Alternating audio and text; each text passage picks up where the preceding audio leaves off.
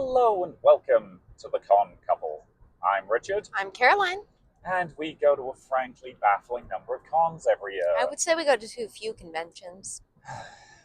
I did the intro right this time. You actually did the entire intro. I'm very, pleasantly surprised. Now you don't have a transition. Nope. So for anybody who's not listened to this particular podcast before, hi. We do in fact record this podcast in our car on the drive home from whatever convention we're going to. We're using hands-free lapel mics in keeping with the laws, and in this case, Ohio. Yep. And this is a conversation we have anyway and are confident we can do while one of us is driving. We're not both driving. That would be weird. Yeah. It's not like one of us is operating the pedals and the other operating the wheel. I'm pretty sure we've played that game. That was when I've played that game. It was when I was a raccoon. Did you play the raccoon game with me? I did not.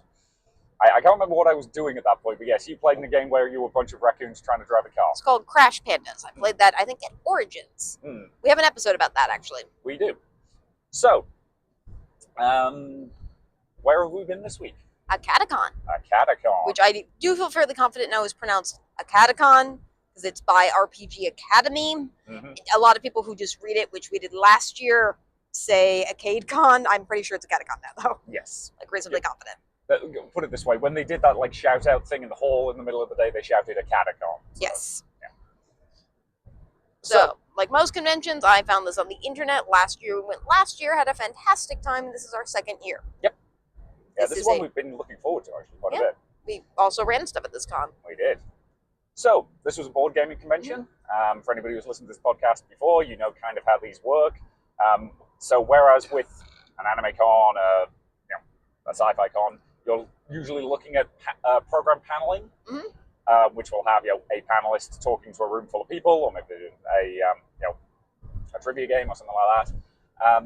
With a board game convention, you tend to have a lot more smaller events running individual games, whether they be board games, tabletop games, tabletop RPGs, LARPs, whatever.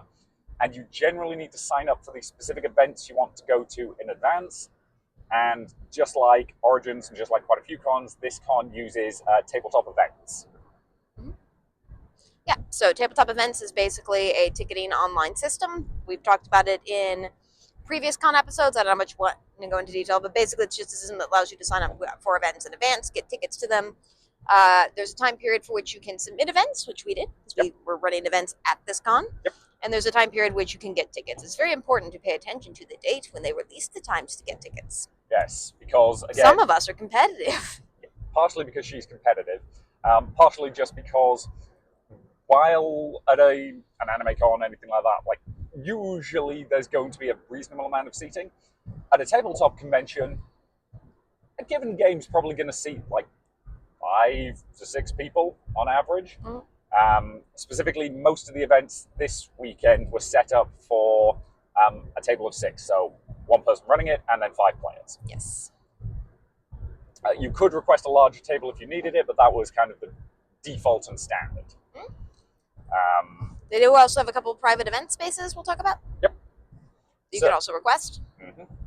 So this particular con was held at the Dayton Convention Center. We've been to this convention center last year for this, and it is a recently renovated convention center. And by recently, I mean last year there were actively electrical wires hanging from ceilings in a couple of places because they weren't finished yet. I do know from Mike, who is the person who effectively I think is in charge of this con. I don't know what his official title is. I don't want to say owner if he's not technically. Chair is probably the closest. Yeah, or Mike Hall I think is actually prefers. Yeah. That they did get a discount last year. Yes. Keep in mind, some of this information I'm getting is from their Discord server, which I'm a member of. It's one of the few con Discord servers I don't actually mind being a member of, because it's actually useful to be a member of it. Yep.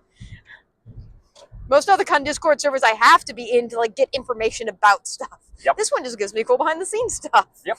And occasional hilarious stuff, and occasionally it leads to you getting roped into things in comedic ways. We'll talk about that when we get there. But now, so we've been looking forward to this con for quite a while because I signed up for tickets for this, if you recall, while we were at the con, because it's a con that we really loved last year. We had 2 incredibly amazing RP experiences. We probably will talk a little bit about this episode because they're so good that we have to. Yep. And we knew we probably weren't going to get those same exact ties this year because, frankly, both of those were Michael's games, and we deliberately did not attempt to get tickets this year because it's it's the same last game. year. Which I'm glad he's running them again because more people should get to experience them. Yeah, you don't want to be a hog and kind of like play the same game multiple times and not let other people experience it. Yeah. So you want to go back to describing the space? Yes. So it's a three-tiered convention, three-level convention center. Most of Acadecon was held on the ground floor in what I would consider their main hall area.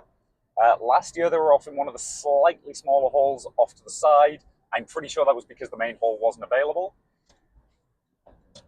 Because again, renovation work. Whereas this year, they were back in what I think is their typical space. So pretty standard hall layout, one big room with a board game rental space in the middle. The free rental, I will say. Basically, you just have to. They will scan your badge so they know who's got a particular game, and then you just return it when you're done. It's nothing complicated. So free player to one side, and then the tables set up in a grid pattern that was just number and letter. All of which are very clearly labeled. Yes, love that. So, like table A1 was in the far left corner as you entered, or the near far left corner as you entered, and then various other tables going up and across. Like, finding your table this weekend, aggressively easy, which we've had issues before at some gaming conventions where finding, you can usually figure out exactly which room you're meant to be in, but figuring out exactly which table is sometimes a bit finicky.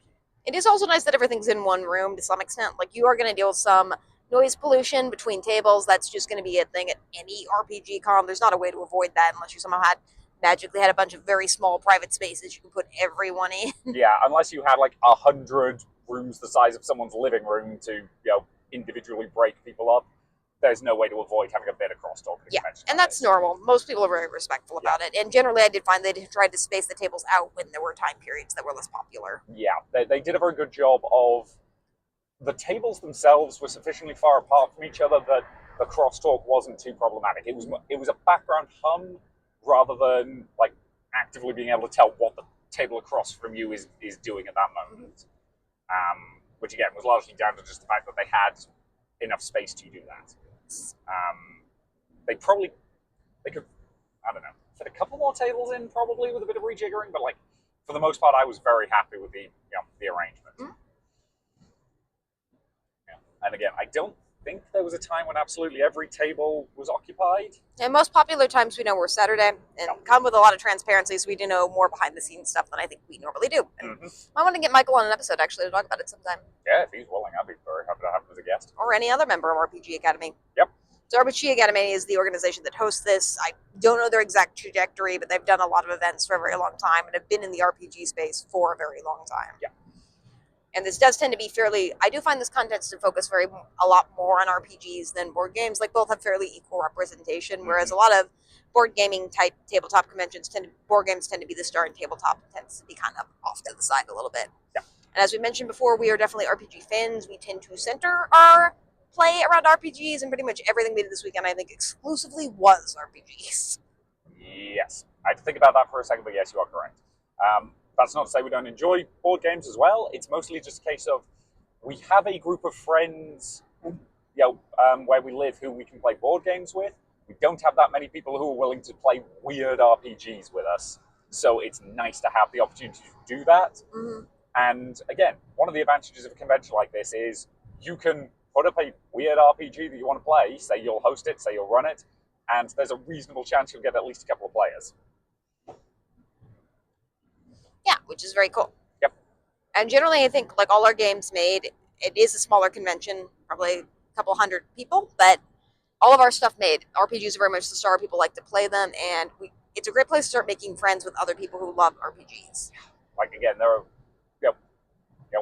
are plenty of people who we, saw last year, who we saw again this year, and just like, I'm not going to claim we've become like fast, close bosom buddies with them, but they are people that we know to say hi to, that know to say hi to us, and that's always really nice.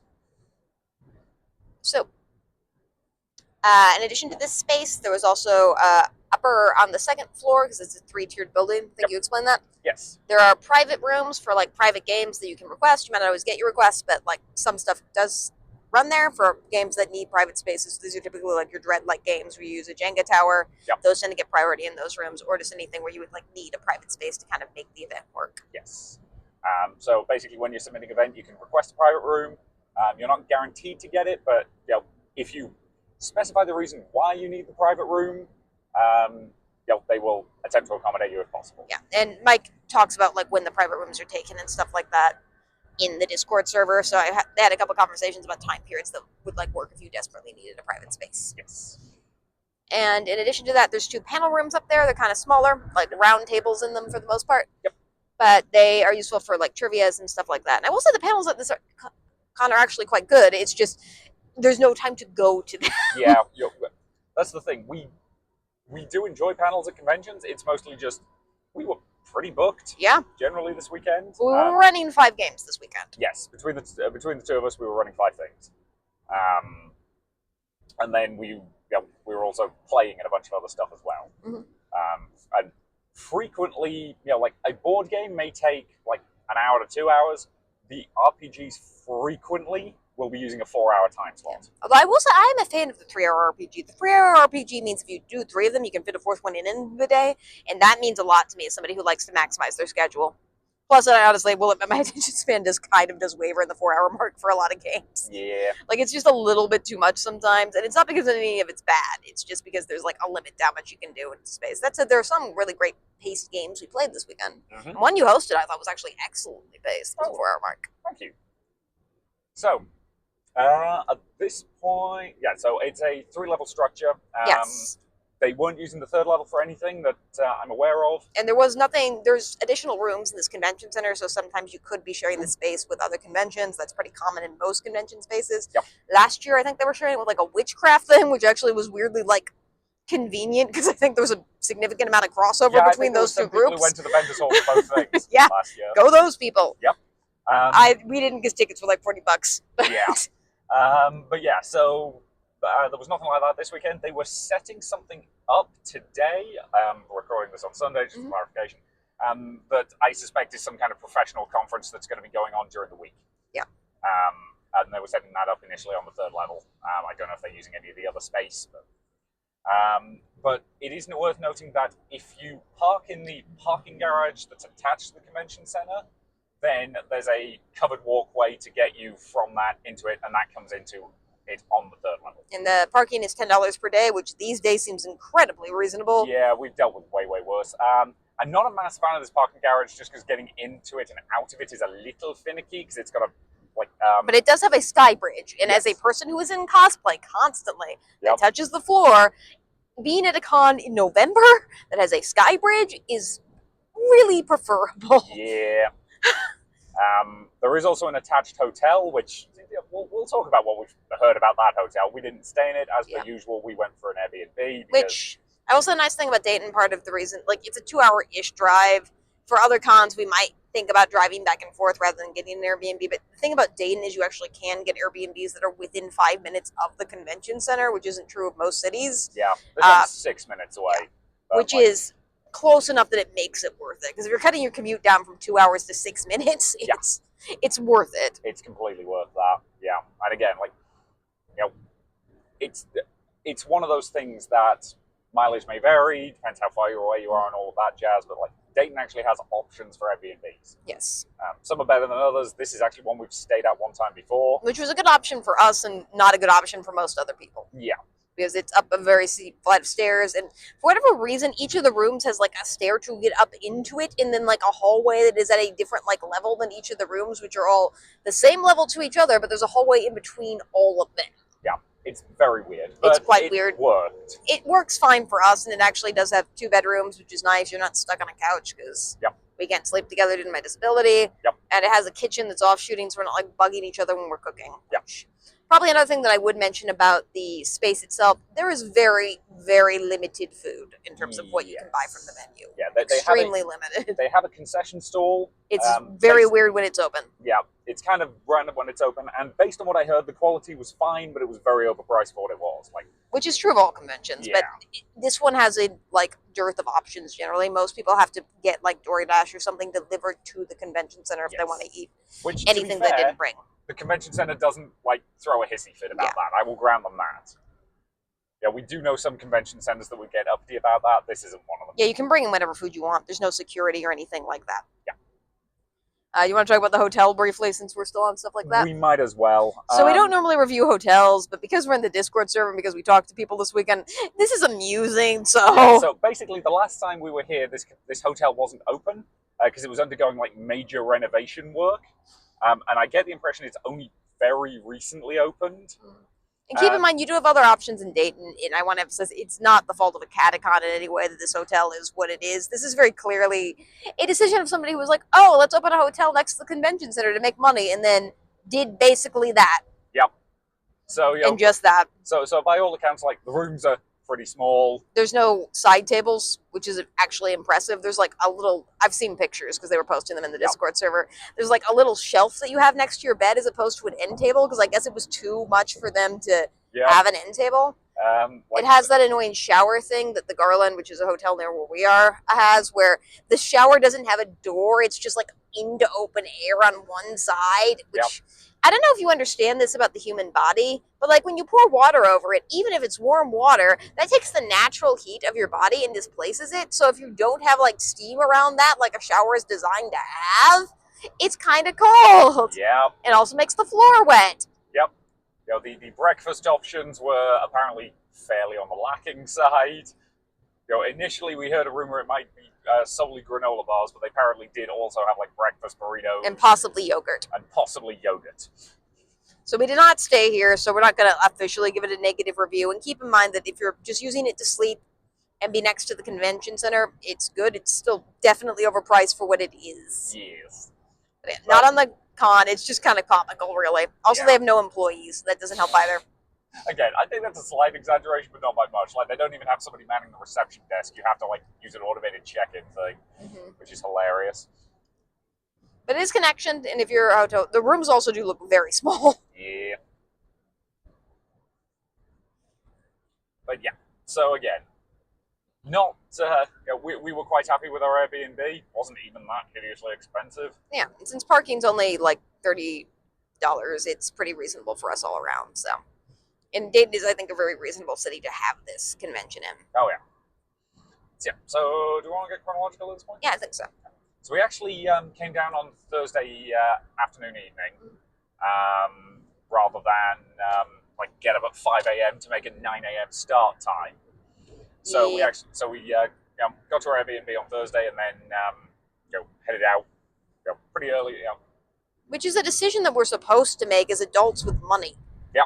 A decision that we don't tend to make a lot of the time as adults with money, because remember being younger and not having money. Yep. And we are both recently broke enough to understand the value of saving money and wherever you can. Well, in the first unreleased episode of this podcast, we had a discussion because for whatever reason we were insistent upon getting an Airbnb that was 40 minutes away because it was cheap. And we had a discussion about how we should maybe afford nicer things, and then we have proceeded since then, in the 6 months since that conversation has happened, to find the cheapest and most decrepit Airbnbs that we can possibly imagine. Yep. So I don't know if we're really learning any lessons here. Well, no. Again, we mostly needed Airbnb as a place to sleep. If it's relatively inexpensive and as close as we can get, I'm willing to trade closeness for money. I just don't care about comfort. I will happily sleep on a couch. You slept in a bathtub once. I've done it at least twice, honey. Yep. So, yeah. We're not responsible adults, is I suppose the conclusion you can draw from that, but we made a responsible decision in this particular context of getting down early as opposed to waking ourselves up at 5 a.m. I think partially it was because we were both running that day, and I didn't want to be tired running a game, because that's ruining other people's experience, not just my own. So yeah. So, again, got up from our Airbnb. Ooh, heck, that sign was bright. Got up from our Airbnb, got dressed, On that particular day, I was wearing fairly normal clothes. I'm never wearing normal clothes. You were wearing normal by your standards. Oh, Which was I dress wearing? was it? I don't remember. What the heck was I wearing that day? That was I was the green dress because we were doing Sentai Sensibility. Ah, yes. So yes, you were wearing your green checkerboard, no, not checkerboard, like Plaid. It's plaid. Plaid. Thank you. I knew that was a word I was looking for. I'm great at knowing about fashion, guys. I asked a guy that was like very cisgendered to do a makeup tutorial in a game. It was great. We'll get on to that. Or, well, you will, because I wasn't in that one. So, we got there. Badge pickup was pretty straightforward. Specifically, they ideally, they did give you multiple options. We were one of the information emails that went out before that. And I'll say this con sends a lot of information emails, and I like that. Yes. I would rather have information than not have it. I know some people think like lots of emails that give you bits of information are annoying. No, I will read them. I like knowing that.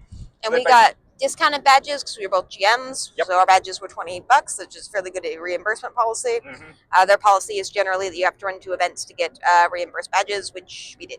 We did. So we each ran at least 2 events. but keep in mind, you can still get those and you can still run games and not get GM badges because there is a limited number, and I know some people who were running games who didn't get them. So yeah. It's mostly just a case of if you want a GM badge, they do ask that you submit at least 2 events. yes, but you can purchase a GM badge and then submit 2 events. And I would imagine they don't really check that thoroughly, but that said, don't screw this con over. That's a jerk thing to do. Yeah, screwing this con over is definitely a dick move. This is a very small con run by very passionate people. They need money to run this. The venue is expensive. Like, just don't do that. Yeah, that's lame. That sucks. But yeah, so they basically said, if you could ideally know what your badge number was when you turned up, because that is information that Tabletop Events sends you. Otherwise, they can either, the options are basically, if you know what your badge number is, that's going to be the fastest option. They, I think, could scan the QR codes that Tabletop Events sends, but I'm not 100% certain because they didn't need to do that for us.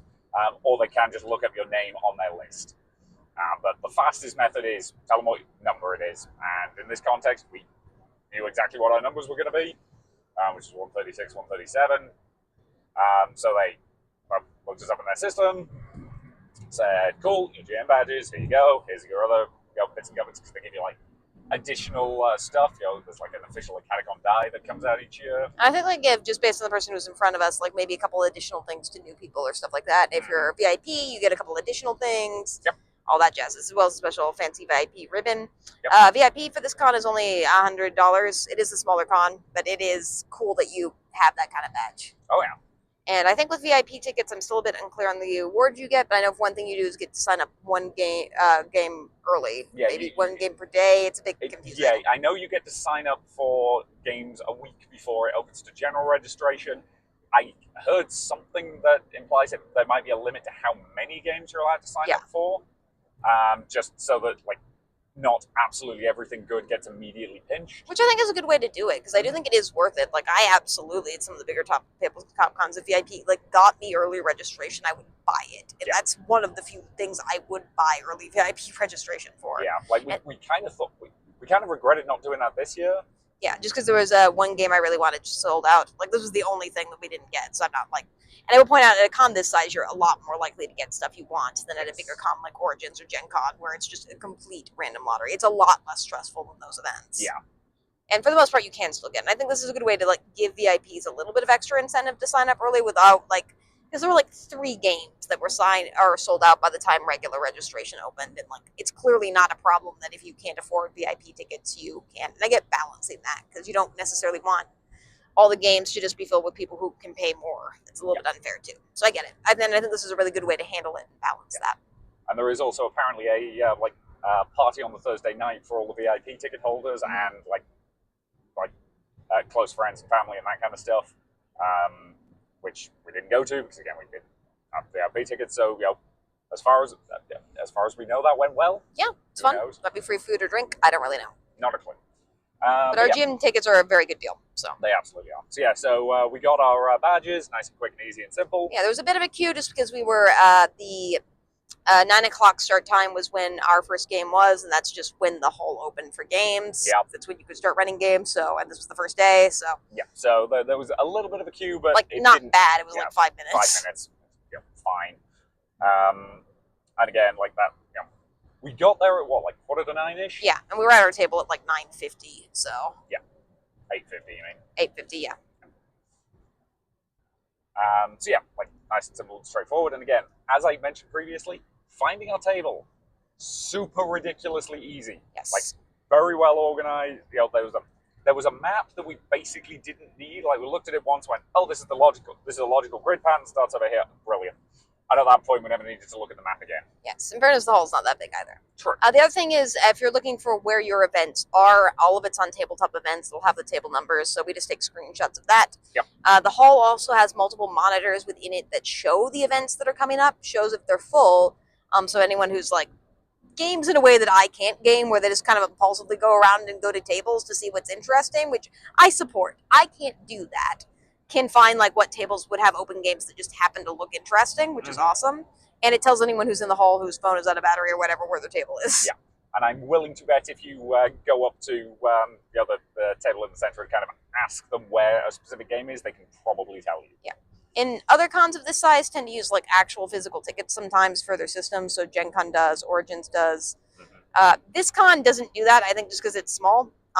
It's mostly just it's not worth their time. Yeah. And again, like with something like Gen Con, we've really criticized the fact that like the GMs have to turn in the physical tickets to prove that people actually played in their games or they don't get reimbursed. Yeah, that's BS, and we all know that. Yeah. And this con does not do any of that kind of Obviously. We did not need to keep track of who actually turned up at our tables. Yeah, I get it a little bit. Like if, like, I don't know, somebody tried to sneak into a game, quote unquote, or whatever. But one, couldn't imagine that happening here. Everyone's super nice, and two, like, all you would have to do is ask for their names. Yeah. Because you do get a list of who's at your game when you use tabletop events. So, the first game we were doing was Fiasco. Fiasco. I was GMing this one. It's technically GMless. I was more kind of hosting it. Yeah, hosting is probably the better description rather than GMing in this context. Because you bought a copy of Fiasco a while ago. We played it at Gen Con when it was being hosted by somebody else. And this was our first time actually breaking open our own copy that's been sitting on the kitchen table waiting for use for a little while. Yeah. It's a pretty free-form improv game, which I tend to like a lot at cons. It's very kind of silly Coen Brother movies-esque fiascos, hence the name, where you kind of play as kind of like the crazy, kind of not all the way there characters in kind of typically real-life scenarios. I think there's technically a fantasy one. Yep, one of the decks in it is fantasy theming. And it's all done with a deck of cards that identifies your relationships with other characters, like objects in those relationships, and you basically just tell a story based on the cards you're dealt. Yep. It's simple, it's improv, it's done in scenes in 2 acts. I scheduled a 3-hour time slot for it. I think it only really needed a 2-hour one, but it was still fun. Yeah, again, that, especially with a game you've never run before, you're never entirely sure how long the time slot you're going to need is. And you don't want to make it too short, because that's... Yeah. Generally speaking, at a con, people are quite understanding of a game running a bit short. A game that overruns is a problem because, one, somebody else might need that table, and two, people might have another game to get to. Yeah. And like having to rush the climax of something because you didn't schedule a long enough time slot sucks. Yeah, whereas you can usually find something to kill, like an extra hour if you need to. Whether that just be like going and getting food, looking at the vendor stuff. That's the one thing I didn't mention. This con doesn't have its own dedicated vendors hall. The vendors are basically set up in a ring around the gaming space, which works completely fine. Yeah. Yep. Because there's not that many venues. So how would you played in this? It's hard for me to review my own game, even though I was also a player. Effectively just playing. So yeah, how did you find it? I enjoyed it. That's not descriptive. So again, Fiasco is very much a game that I think my only criticism of it is I feel like by the time you get to the halfway mark, the rules kind of break down just because everybody's comfortable with the improv and the setup, and you don't need the rules at that point to freeform it to a narrative and joint conclusion. Because that was definitely kind of what happened with us. Like, we ended a couple of scenes early from a rules standpoint, just because we've reached the logical. Well, one of the climax. characters launched themselves into a wood chipper, as inevitably happens in a game of Fiasco. It's not always a wood chipper. Yes. Keep in mind, the character did this with their own consent. No one pushed them into the wood chipper. They No, chose. That they accidentally stumbled and fell into the wood chipper. Yep. And that was a thing they decided should happen. Because again, Yes. there's no dice rolling or anything in this game. Now, pretty much it's improv. It's yes and I will say I didn't really go over the rules of improv because I did. Michael encourages you to like say what type of game it is very much in the descriptions, and I try to put, because I love role play heavy stuff, that my games are role play heavy, and everyone who was at this table, because I said it was a freeform improv game, knew how to improv, which was awesome. Like, I didn't teach them like yes and or anything. We did do the first scene just to kind of demonstrate how it was done. Yep. But after that, everybody was like, "Okay, we get it. Yep. We're on board," and everybody was fantastic after that. Yes. Not that they weren't fantastic before that, but you know what I mean. Yes. Again, I don't know if they actually needed that or not, but I think it helps to like make them a little bit more comfortable and stuff like that. So. And again, it doesn't hurt to warm up the table like that. You know, and again, like for reference to like the tone of this game, like the object card that got played between our connection was 100 feral cats. Yes. Where you go with that is up to you, but like, yeah. So yeah, it's very fun. It's very silly. I think we had a table of 5 players, including me, which I think was about the right number for it. There was one person who dropped out last minute. Stuff like that happens. They did like give away their ticket effectively, so I knew they weren't going to be at the table. So we had a full table. People were having fun.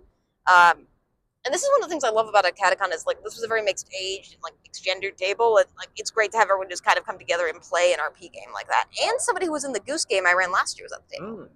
That's very good to. Yes, I do. I do vaguely remember them.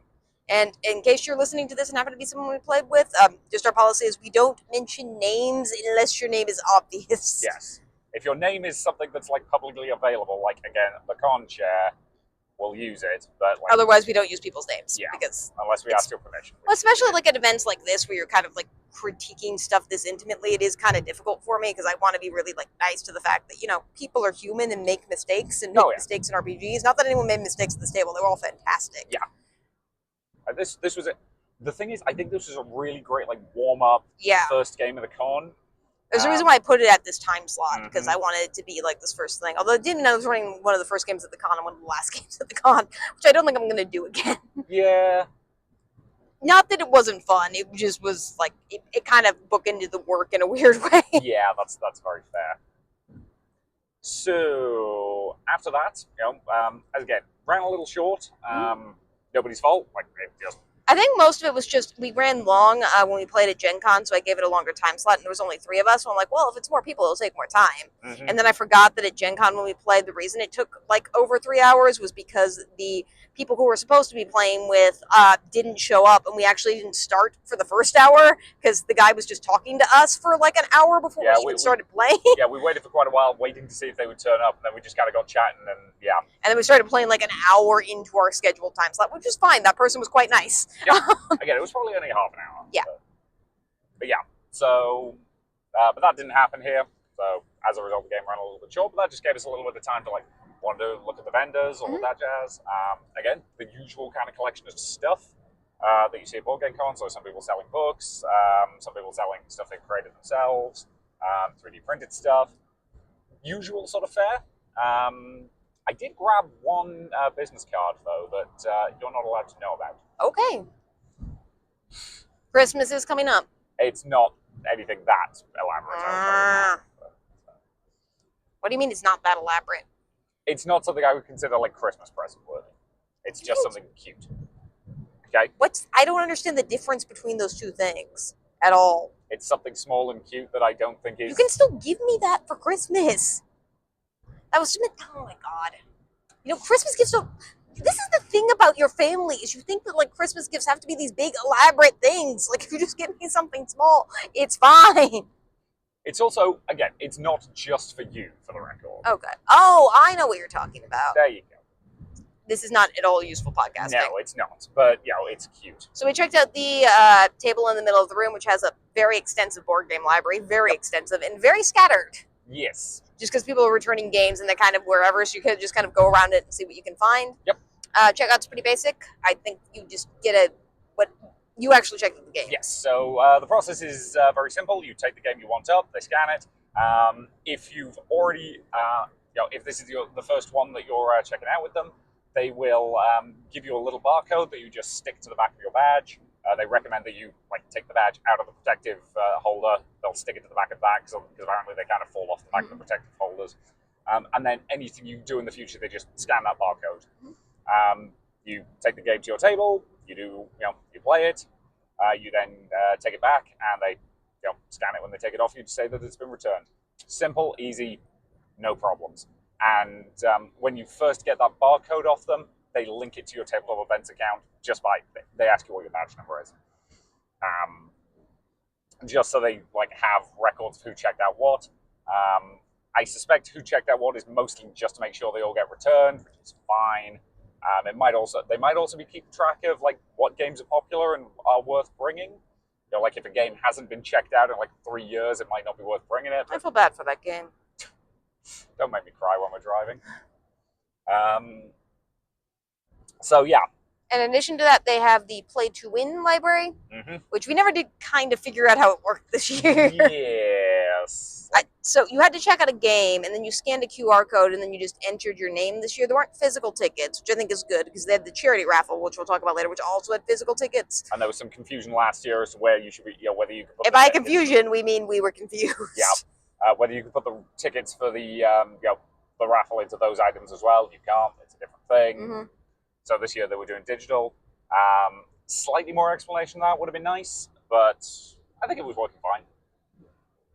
Again, that's mostly just we were too awkward to ask somebody problem rather than a actual real problem with it.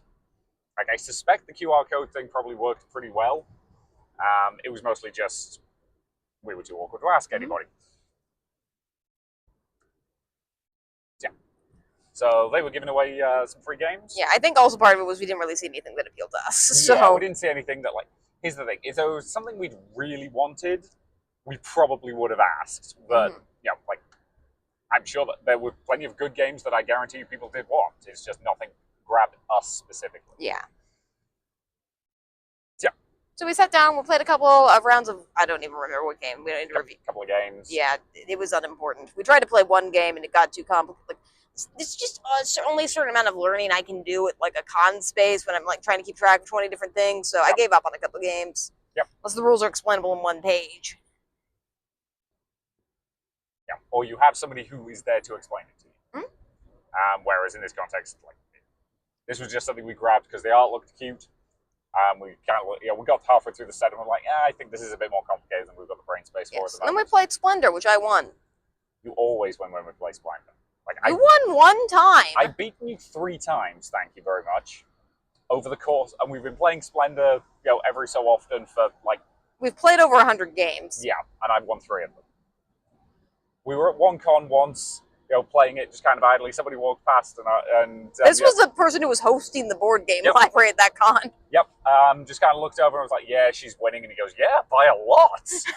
Yeah, he was actually kind of impressed by how lopsided it was. Yeah, you're better at Splendor than I am. Or maybe I just let you win. I ask you multiple times if you let me win. Yeah, no, I don't. You're just better at it than I am. I'm not a type of person who's a sore loser against you. I talk trash against you. I'm not a type of person who's generally a sore loser against people who are good at games. Yeah. Again, it's mostly just a case of, we play it for fun. I know I'm probably going to lose. I don't really care. And for me, it's just a good mental puzzle to kind of get my mind reset. And after that, it was your turn to host. Yes.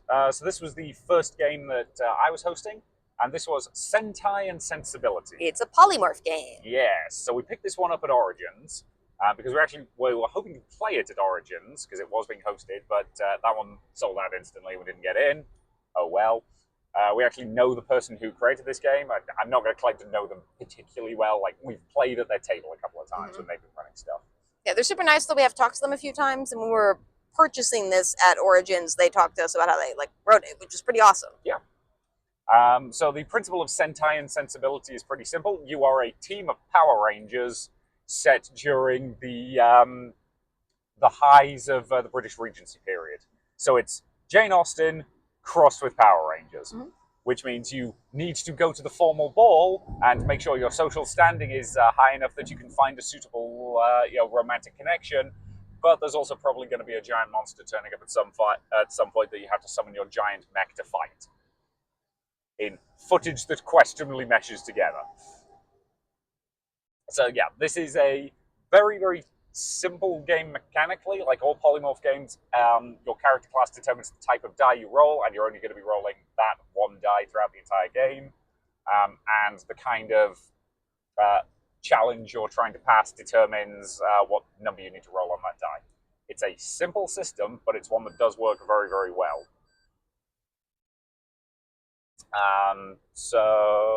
And yeah, this is Regency or Power Rangers. Yeah. That's the thing. Character creation takes like an hour, but it's because it's hilarious. Yes, basically. By the end of it, you have a full title that starts with your temperament, then your class, then your it's temperament, overall theme of your Sentai, because they should, you're all on the same theme in the same way that like every Power Ranger season has a specific theme, like it might be animal based, might be whatever. You guys did a lawyer based season. It was funny. Yeah, we brought it back. You did. Then your individual Ranger's class, then potentially their color, then their name, and then the form that their giant mecha takes. Mm-hmm. And obviously, because this was I had them going to a formal ball at the Queen's Palace because of course I did. Mm-hmm. I was formally announcing everybody when they arrived, using their full titles, which was Watch out! I see it. Joys of heading into roadworks. Yeah, it's just the road's quite slippery. Yeah. The table was having a very good laugh at the extent to which these titles got completely ridiculous instantly, because they're supposed to. That's the fun of this game. And available weapons include things like the riding crop, which of course you picked immediately. Well, yeah. And the list of potential colors your ranger can be. The top tier is red, blue, yellow, and then beneath that there's crimson and scarlet and none of these have mechanical effects in the one shot. They're just there. I will say there's two types of polymorph games. There's the type where you can roll a character quickly because they die and that's part of the fun, like kobolds. Yep. And then there's games like this or the Excellence Princess RPG where creating a character and sharing your character ideas with the table is literally just part of the game. It's half the fun. Yeah. This is not a game I would ever turn up with pre-gens to, because building a stupid, over-the-top, ridiculous character is a decent chunk of the fun. Yes. I planned this, I set a 3-hour time slot for this. I assumed that character creation was going to take 30 minutes to an hour, and that the rest of the time would be the actual adventure. I did not plan a long adventure. Yeah. That said, we did run up a little bit for time, but first time running it. Yeah, so. I might set this for a 4-hour time block next time. If I run it again. Just because, we did kind of rush the giant robot fight at the end a little bit. Yeah, but it was a table where everyone was having an absolute blast. We had one person there who was there for more of the Power Rangers things, one of the persons who was there for more of the Regency things. Mm-hmm. Neither of whom had any of the gender identities I would expect for either of those concepts, which was awesome. Yeah, that was great fun.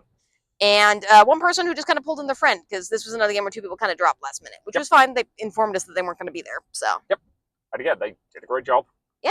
I had an absolute ball with this. Yeah, you were at a ball. Yeah. And the interesting thing was, so I'm normally a little bit of a planner when it comes to RPGs. Mm-hmm. I frequently have a relatively tight plot plan that I intend the characters to go along. Yep. This was one where in my notes, I believe I used the phrase, this is a more loosey-goosey game. You're going to have to think on your feet. Don't worry, you'll be fine. Mm-hmm. Side note, if you're a GM, put the occasional self-affirming, you can do this kind of thing in your notes. It helps. But yeah. So, basically, I planned ahead for the characters who were going to be at this ball, but there was so much stuff I could not plan for because of the way that the system works. You guys also decided the nature of the villains overall, which was interdimensional taxmen. Because again, that's another thing that it's heavily encouraged to have the players involved in the creation of that because it's fun. So yeah, and I would never have come up with an idea as ridiculous as interdimensional taxmen on my own. Which was great. I did have to make you change the reveal character though, because I picked a character that was similar to that character, and I don't know why you didn't think I would do that, because you've been drawing a lot of inspiration from me in your writing for both your games this weekend. Yeah, sorry about that. It's fine. I'm the person you hang out with most, so... Yeah, again, it was mostly just there was a character whose secret identity was intended to be the Silver Swan, and then you decided that your giant robot would look like a swan, and I was like, and I got to the point at which this character was first going to get name dropped, and I was like, ah, dang it, and I had to change it on the fly. But again, like, that's the kind of adaptation I know how to do on the fly. You made a princess who was a swan, honey. Obviously. That was the point. I know, but those are two concepts that I already gravitate towards naturally. You know, half the time when there are options for animals and character concepts, I'm going to put princess for character and swan for animal. This is true. I probably should have seen that coming. So yeah, but no, this game went really, really well. I think people enjoyed it. The moment at which your lawyer-themed giant robot made use of the change of venue special attack to teleport themselves and the giant monster away from the palace. That was my idea. I was proud of that. That was a fantastic idea. Yeah, and I was just like, yep, this is how we sync up with the Japanese fight footage. That looks nothing like the rest of the show. So yeah, like that. This was a table where everyone was in blast. I will also say, like, I was dealing with work stuff in the middle of this because our work sends out their HR stuff on Friday, because of course they do. If the president tells HR to send out a memo that week, they send it out on Friday. Yep. And like probably in the mid to late afternoon. Yep. So I had to, like, this was actually an important email. I had to interrupt the game. And, like, people were, like, actively interested in my job and life. And one of the people at the table was just, like, part of the reason I come to cons isn't just to play games. It's to get to know people. So we, like, in between all this, like, talked about our lives. And that was super cool. It really was. Like, I really liked that. Again, it was a table with very good vibes. Like, everybody understood the assignment. One of the people who got kind of roped in kind of last minute did have to leave at 2. But again, we just... If a character has the nope out, this is the kind of game where you just come up with a funny explanation for why that happened and move on. So yeah, like I'm really happy with how Sentai went. It was a lot of fun. We went pretty much straight from the end of that, because as I say, we weren't like ridiculously close to our time limit, but we were bumping up against it, because I deliberately try to end like 10 minutes before in case people need to like take a bathroom break before they go to the next game or anything like that.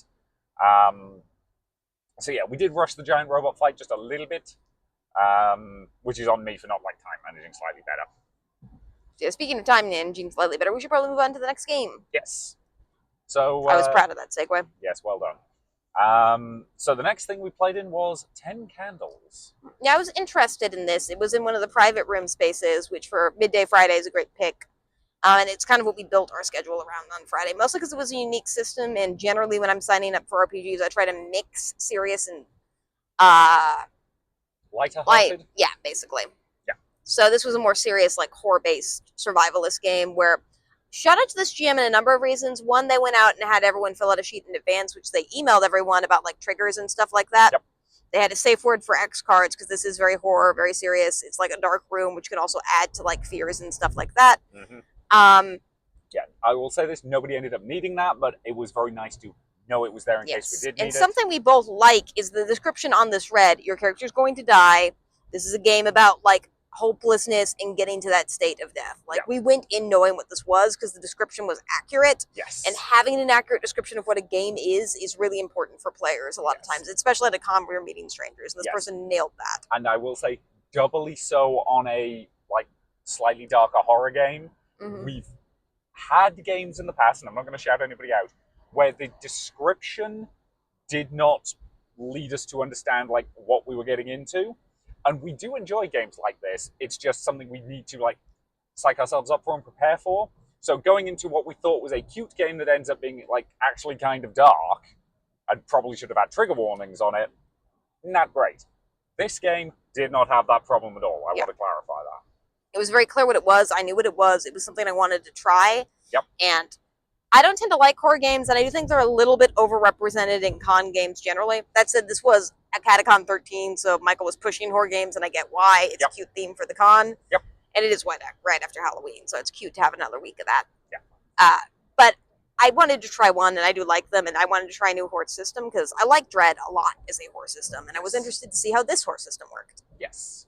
So the principle of 10 candles is you play this in the dark by the light of 10 candles. Mm-hmm. I'm willing to bet most of the people who play this do it the way this GM did with electric lightable candles. One, you're not going to have to keep lighting candles that just go out incidentally throughout it. Two, you're not going to set off any smoke alarms. Yes, that's always a bit of an issue if you try to play con, especially given like the number of times they almost got knocked over. Like it would have been a fire hazard if they hadn't been using electronic ones, but that's absolutely fine. So like it does definitely help with like the ambience. Like it's the second time we've played a like horror game where the GM wanted to do it in the dark, and I'll admit it does help. Yeah. The only thing that was a little bit confusing is the GM just kind of didn't explain the rules till we started. Like we did character creation without like any parameters for what character creation was. Yes, a little bit more explanation at the start I think would have been nice just for us. Like we knew loosely the setup from that aforementioned pretty good description, but we didn't know the role mechanics or anything like that. Yeah, so just a little bit more explanation at the start would have been nice, but that's like relatively speaking that's a minor complaint. Like, and in fairness, we were also the last people in the room just because we were running from another, so it's possible that was already explained. The GM just kind of forgot that we weren't in the room for that explanation because that happened. Yeah, like I've done that before. Yeah. So again, like when our only complaint is that relatively minor, like we had a lot of fun with this. Yeah. It was serious, but if it's a horror game where I feel comfortable all the time as somebody who has PTSD and gets triggered pretty easily, it's a great run horror game. Yeah. Like I felt completely comfortable the entire time. While still having fun and like feeling the horror elements, but I felt them for my character, not me. Yes. Which is important. Yes.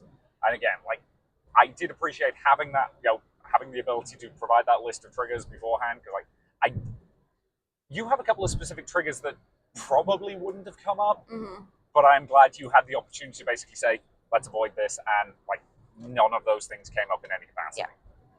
Like, I don't know if they would have, but I appreciate a GM who does that prep work, especially on a game that is potentially that. Yeah. And he does, he did warn us all at the start, like, this is, quite a serious game in that regard, like, there might be some stuff. If at any point you use that safe word, the lights will come on as quickly as... I did like that he explained what happened when you use an X or a safe word. Like, I do think that is important, because most games do have X or safe mechanics, but it's sometimes just unclear what happens when you do that. Yeah. What ideally you should do is stop the game, check in with the person, and reconvene when they feel ready, or ask what they need for the scene. Yes. And they basically said, in this context, the lights would come up, Yep. the game would pause, discussions will be had to figure out, like, whether it's an element that needs to be like yanked completely, or what. So generally speaking, I think this was well run, well set up. I would also like to point out it's snowing. Yes. I'm mad. Yeah. It's November the 9th, guys. What the hell? Oh, this is about on schedule, but besides the point. Yep. So the actual plot, again, I don't want to reveal this in case the GM's running too much again. It is something for which the characters make choices and the GM just kind of improvs based off the choices. Yes. And basically the dice kind of tell the story in terms of how much you succeed with a certain plan versus fail as a certain plan.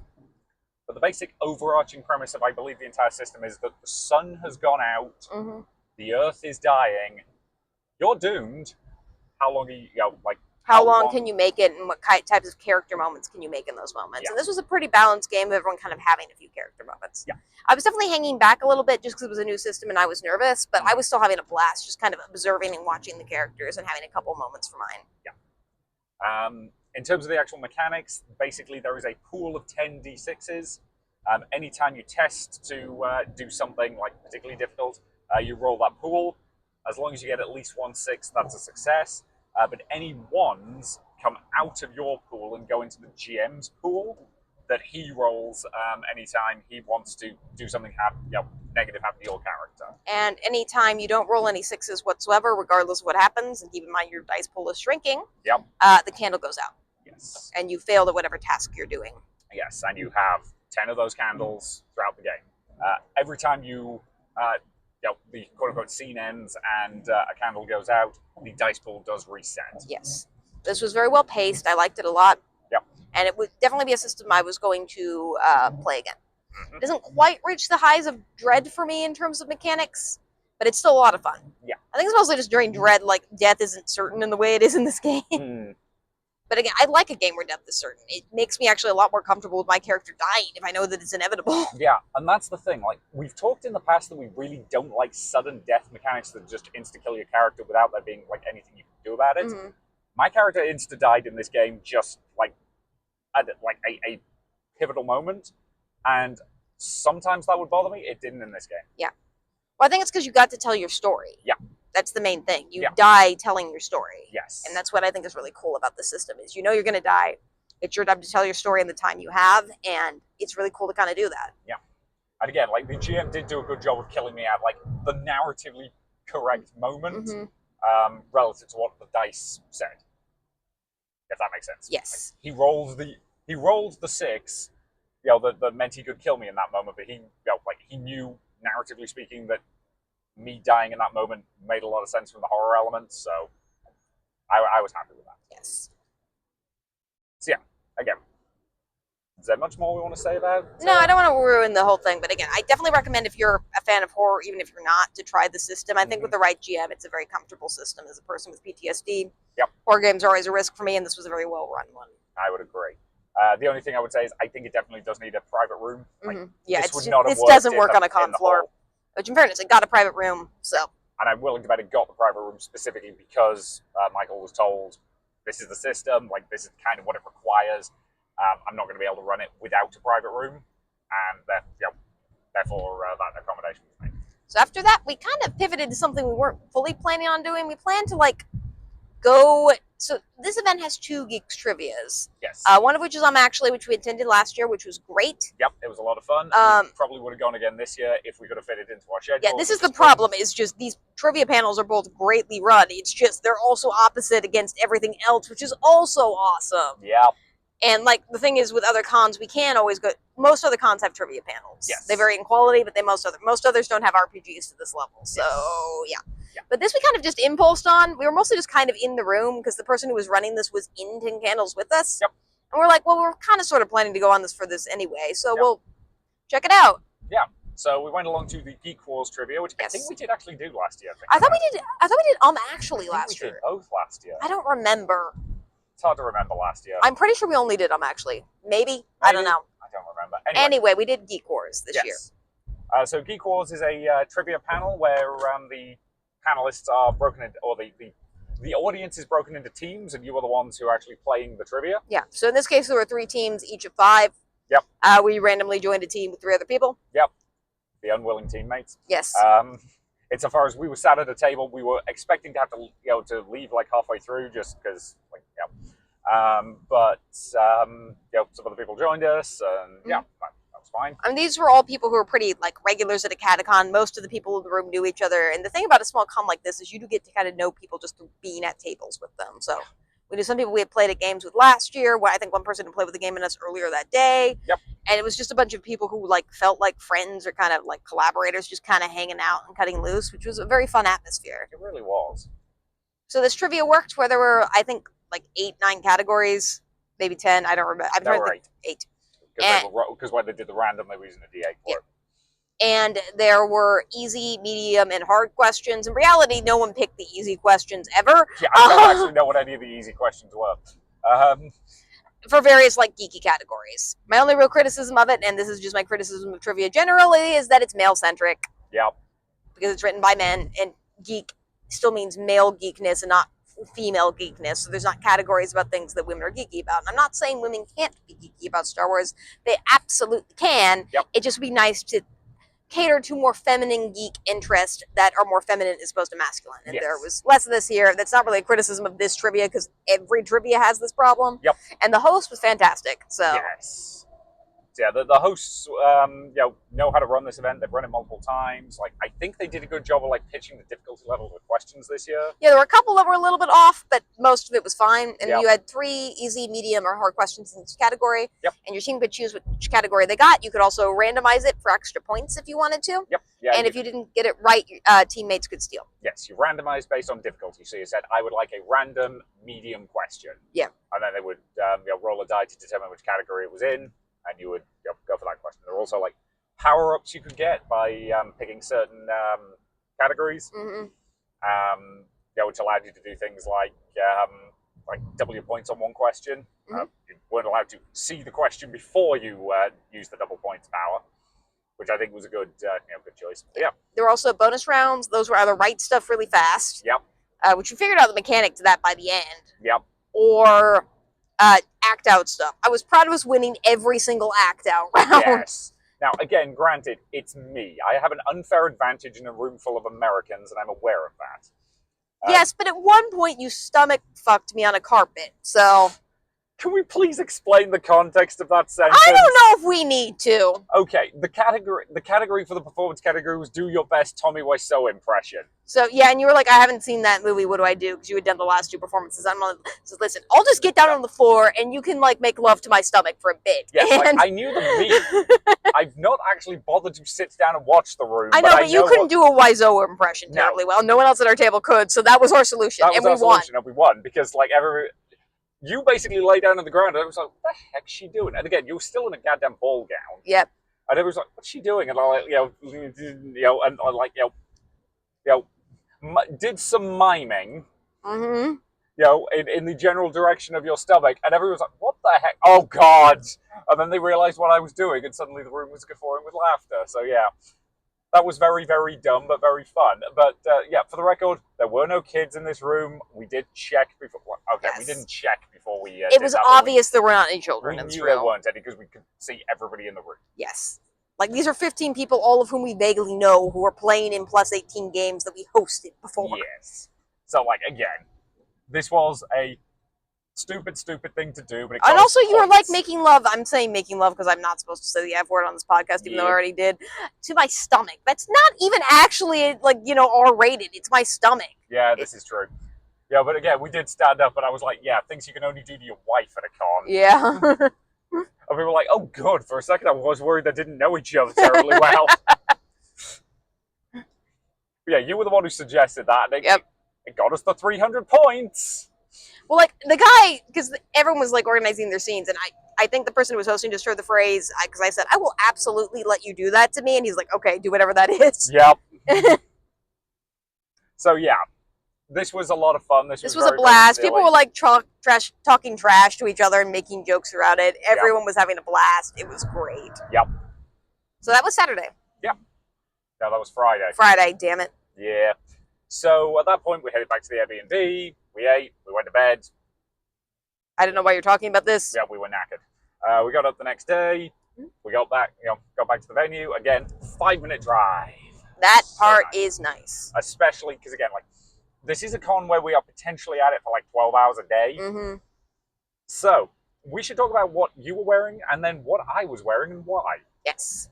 So, this was today was the day where I think we split up the most, because we split up twice. We were only intending to split up once. But I was wearing, a fancy dress. I will admit, for cons like this, lilac ruffle dress with my purple hair with a bow, which I like a lot. Yep. I will admit, for cons like this, I don't have actual costumes in terms of characters. I just want to wear ball gowns, and I'm just going to wear ball gowns. Yep. That's my theme. Yep.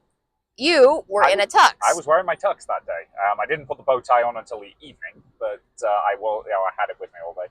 And the reason for that is on earlier in Tuesday, Wednesday. Yeah. Earlier in the week, there was a thing went up on the Discord server for this, that the butler for Lord McAllister's birthday party, which we played in last year, which is one of the games that Michael runs, had to drop out for some reason. I'm unclear as to why. None of my business. So Lord McAllister's, which we'll probably talk about, is a LARP, live-action role-play scenario that Michael hosts, which we played in last year, which is basically murder mystery dinner, pretty classic kind of one-shot LARP experience. Very well done. We had a fantastic time last year. We had an absolute blast. And I think the first word words out of your mouth when we left that experience where I want to play an NPC. Yep. Which, in fairness, I do too, but I even more want you to do it. And Yep. when I saw this character come up, because I was just having when you saw that they were down a butler, you were like, and they were basically saying, was anybody, preferably somebody who'd played it before, willing to step in and be the butler? You were just like, you should volunteer, and I looked at it, yeah, I should. Mm-hmm. So I volunteered, and they thank you very much, and sent me all the character information I needed. So yeah, I'd not originally been planning on this, but I knew before we got to the con that I would be doing this, is probably the best way to describe it, but I didn't know this a week ago. Yeah. So you were originally in a game, we kind of pivoted from that. Yeah. We did inform the table, though. Yes, we informed the table that I wasn't going to be able to make it to that game as a result of having another commitment, and that's fine, that happens. Yeah, so we ran into Mike that morning, got the lowdown, because the game we were playing in originally was ending at 8. We asked Mike if I could just sit in the room and observe afterwards so I wasn't in the way. He said that was absolutely fine. Yep. Again, especially since you and I both played this before. Mm-hmm. And I just, double check what time he wanted me there and all of that kind of jazz. So, And he's been very grateful that you stepped in, so. Yeah. It's a great role for you. Oh, so. yeah. Again, I have this voice. Being a butler is fun for me. Mm-hmm. So, yeah. So, that I knew was going to be kind of in the evening, but that was why I was wearing my tux all day. So, first thing that day was we actually split up. So, yes. Do you want to go first, or shall I? Yes, I need to look up the exact title of the game, so actually, why don't you go first? Certainly. So, the first thing that I was doing on Saturday was I was running my Mass Effect one-shot, which uses the Mass Effect fan version, or the fan-made Mass Effect conversion of Dungeons & Dragons 5th edition. If you're interested and that sounds fun to you, I do strongly recommend it. It's a very, very good adaptation of Mass Effect. It's available at n7.world. It's all completely free. They even have their own version of the D&D Beyond style character creator, so you can create your characters relatively quickly and easily. Has rules for pretty much everything you would possibly want to do within the Mass Effect universe, insofar as you can play a Geth if you want. The last time I played this, I had people turn up to my table with pre-gen characters they'd made themselves, because once the event filled, I did very deliberately send out an email with the link to the stuff in case people wanted to do that. So when I read it at Origins, I had somebody turn up playing an Elcor Adept and a Hanar Vanguard at my table. Those are the known barbarians of this game, and I love them for that. So at this particular table, I sent out the email again. People didn't have an opportunity to do that for whatever reason. Not a problem. I come with pre-gen specifically because I know not everybody's going to have the time or the inclination to make characters in advance. Especially if they're not familiar with the system and don't want to be bothered to learn it. Yeah. A lot of people want to learn systems just by playing a character, and I get that. It's a lot easier than reading a rulebook. Absolutely. That's why I have a pre-gen of every character class. At some point, again, I want to go through and make the known barbarians for all the character classes as well, just so people can do something stupid and have fun with it. I haven't had a chance to do that yet, but it's on my agenda at some point. But so nominally I had a full table of 5. One of them dropped. It's fine. It happened. So I had a party of 4. So it was what I believe was a dad and his son, and then 2 others. The 2 others were both Mass Effect fans. The dad and the son had not played Mass Effect, but played a lot of 5e, and I think as a result of playing this game, the rest of the table, including me, convinced them to give Mass Effect Legendary Edition a try. We'll see if they end up. I say we'll see. I have no idea. I have no way of knowing, but I hope they do. If you've never played it, I strongly recommend it. It's an excellent series of action RPGs. It might be my favorite. I tend to consider the trilogy as my favorite video game of all time. And yeah, I love playing in this universe. Mm-hmm. So, compared to the last time I played it, this wasn't quite as good an experience for me, just because there was less roleplay at this table. There's a reason why the last time I ran this, we were running up against our time slot, and I cut the final boss fight. Or there is a potential additional boss fight at the end, depending on what the character decisions are. And I ended up cutting that time the first time I ran it. this time we finished at about the 3 hour mark in a 4 hour time block, just because there was less role play and they kind of got through the plot faster. Which again, they all seemed to have fun. I think everybody enjoyed it. It wasn't as good an experience for me as the last time I ran it, but I still had a lot of fun, and I got to have there are a couple of specific moments in the plot that are the moments when the people who know Mass Effect at the table went, "Oh God." Those are moments I love to have, like when I'm GMing. I like the moments when the people who realize what's going on are like, "Oh God." Like, will my character understand how in how much trouble they are? And it's like, with the first one, no. With the second one, oh yeah. Like it's a lot of fun, and I very much enjoyed this. So yeah, again, pretty straightforward. I had fun. I don't really have that much more to say about it. Cool. So, what were you playing in during that time slot? So again, I picked something a little bit simpler, just because I wanted something that was a little bit lower key, just because the last time we were separated with RPs, I didn't have a great experience. So this was Stewpot, Tales from a Fantasy Tavern. So this is basically you're retired as an adventurer for a tavern to be in a quaint town. So it's basically kind of a cozy D&D type adventure. This is a little bit different from like roleplay experiences where, other than it being like you establish stuff in character where you're like saying lines of dialogue and stuff like that, generally what you're doing is just describing what happens, basically. So it's very much designed to give every character a turn at the table to just go around and say what their character is doing descriptively. So rather than role-playing a scene together, you're talking about what's just occurred and how it makes you feel. So it's a different style of roleplay. I wouldn't necessarily say it's worse. I definitely wouldn't want to do everything in this particular style, because it's very much, everyone's kind of just taking their turn describing what happens, so characters aren't really interacting with each other. They're more kind of interacting next to each other. You okay? Yeah, I'm good. Just changing lanes, and it's snowing, so why the hell is it snowing? I know. But one thing that's really nice about this is it gives everyone at the table an equal opportunity to speak, and characters who are a little bit less strong, or players who are a little bit less strong jumping in, still get to have those moments, because it prompts people with questions, it gets everyone to ask, and I thought this was really good for this table. It was a lot of fun. At one point, everyone was crying. There was a funeral scene where everyone was just talking about their experiences with loss as a character, and like everyone just started crying as a result of that. And if RP can comfortably make you cry at a table with strangers, it's pretty awesome. So this is very similar to Yasavidi's, I can't say the names, Bed and Breakfast, which was another game that was played here last year. It was for the same GM. They do a great job of running this style of game, I will say. They do a great job of showing everyone at the table, or giving everyone at the table those moments a lot of the time.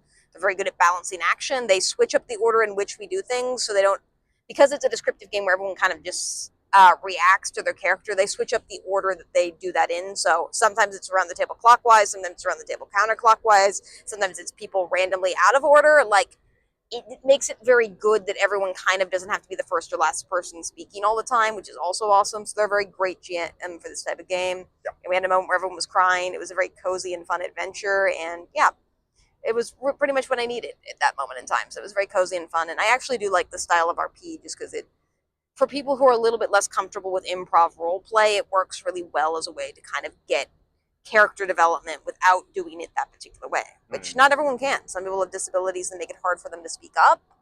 Some people might feel a little bit less comfortable. And this was somebody's first ever like RPG game at a con. I think it was a great one for that. Good. I don't know if you have anything to add. Hmm? I don't know if you have anything to add. Not really. Again, my extent of seeing this game was walking past your table, because mine finished like 10 minutes before yours did, so I took the opportunity to wander around the hall briefly because you were still at the table, and then came over and kind of said hi as you were starting to pack up. So I did not see any of this game to kind of have an opinion on it in that regard. So after this, we took a break and did a weird blockbuster-esque game from the games library where we named movies. It was very pyramid, but with movies, if you've ever seen that, where you name a bunch of movies that have something in common and the person has to guess their commonality, similar to the pyramid game show. Yep. It was fine. It's a dysfunction. I wouldn't buy a copy, but for a for something it was to get out free of that we checked out a library. Yeah. It was fun. And then we played Shepherd's Burden. This one's going to be a little bit difficult to review. Yes.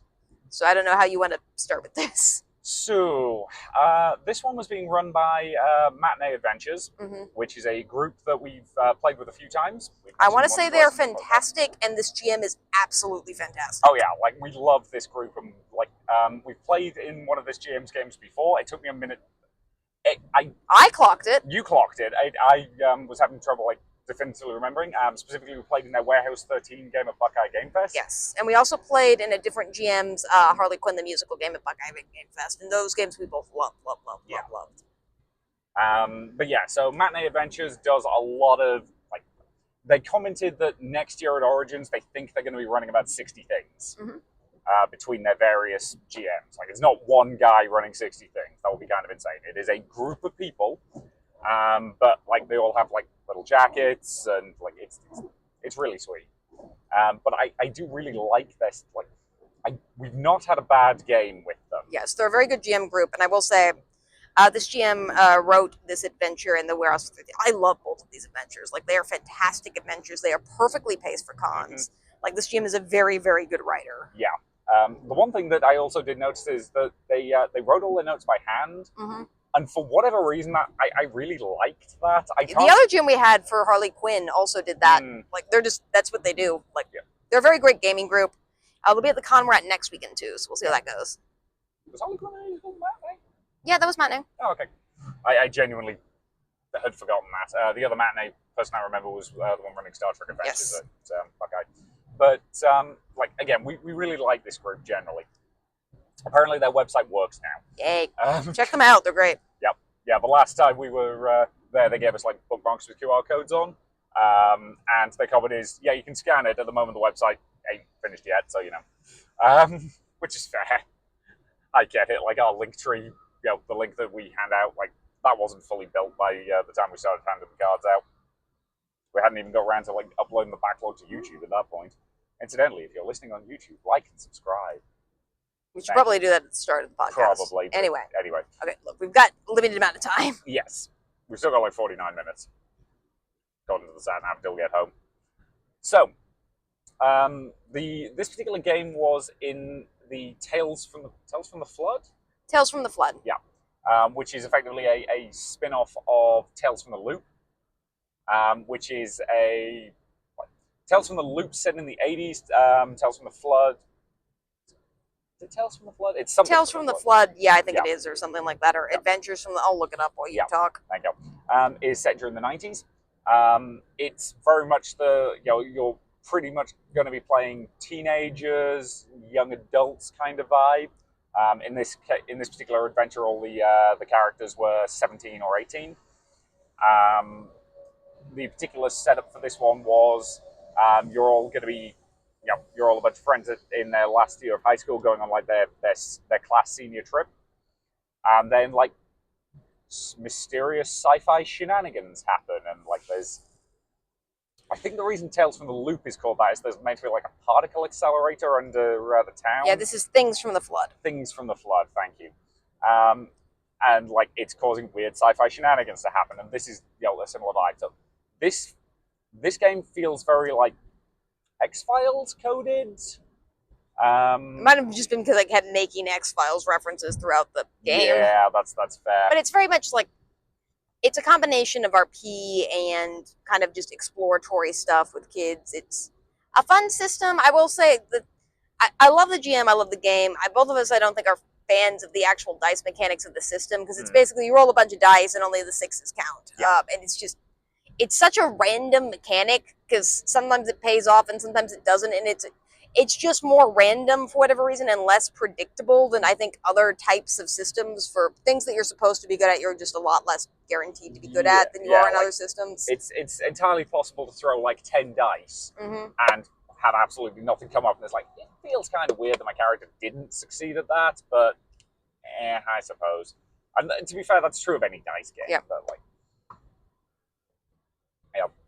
right down to the fact that the GM was commenting that like there's an extended danger mechanic, I think is what it's called, or extended trouble mechanic. And like even on the base level, like everybody has to roll at least 2 successes on average across the party for you to succeed, and that's at the normal difficulty, let alone like hard or impossible. And it's just that feels a bit ridiculous. Given that again, only the 6s count as successes. So again, the system itself, I think we like it narratively. We're just not massive fans of it mechanically. Yeah, which it doesn't tend to matter too much for one-shots, and I think works fine for the game. Yep. And again, the GM did a good job of balancing. Like, there were a couple of times where like dice rolls failed that probably should have succeeded narratively speaking. He was like, okay, if you're willing to because there are reroll mechanics. If you're kind of willing to do this, then we'll have you succeed, but there's going to be a consequence to it. And generally, in those games, I prefer succeed with consequence over flat failure, and I think this was a better balance. So again, we can't really heap enough praise on the GM. Yeah, he did a fantastic job. Wasn't our favorite experience of the weekend, and that's not on him. That was on one of the other players, and I think this is a good opportunity to talk about play styles not meshing and also just a little bit of awareness. And I think we have to talk about this generally because it would be wrong of us to call one person out because this isn't a one-person problem. No, this is a problem that you could well run into playing tabletop games at cons. Yeah, and it's just something I think to be aware of playing games with strangers in particularly. So I think there were kind of 2 issues here. Yes. One of which is play style in this game. And I will say the GM said this was RP heavy at the start of it. Yeah. And the other players at the table wanted to role play. Mm-hmm. This person didn't want to role play. Yes. Or didn't understand that they wanted to role play. It was mostly just they did a little bit of role play and then very much wanted to very quickly move on to the next plot point. Mm-hmm. Which is understandable. But you have to keep in mind that, sorry, I'm trying to do this generally because I really don't want to this We're not blasting any individual. No, this person is not a bad person. People have different play styles. One of the issues that I do think you have to have at a gaming table, and this is general advice for everyone, is check in with other people at the table, make sure they're okay with what's going on. And I think a very big thing for all RPGs is ask people rather than just doing stuff. Yes. Like, ask people if you should do stuff, because it gets other people involved in the mechanics. Yes. Like, at other games we were playing, generally sentences begin with, should we do this? And you present that question to the group so that other people have a chance to weigh in, rather than just doing stuff. Whereas here we had a player who was very much driving the narrative forward by constantly just doing things without really consulting with the table over whether or not it's what they should be doing. Occasionally they were also asking questions in scenes they were not in. Yes. Again, like, they're not a bad person. I want to clarify. I don't feel like we're doing a good job of keeping this general, but that's okay. Yeah. It's mostly just their style and ours didn't match. Like, there were several moments when we wanted to get more into the RP, and I think we would have been able to. Because, like, this was a very well-written, very well-paced one-shot adventure. Yeah, and I think it was just a particularly frustrating experience for us, because this was, like, everything we love about RP. Mm-hmm. We can't tell too much about the adventure, because I want people to play this. It's great. Yeah.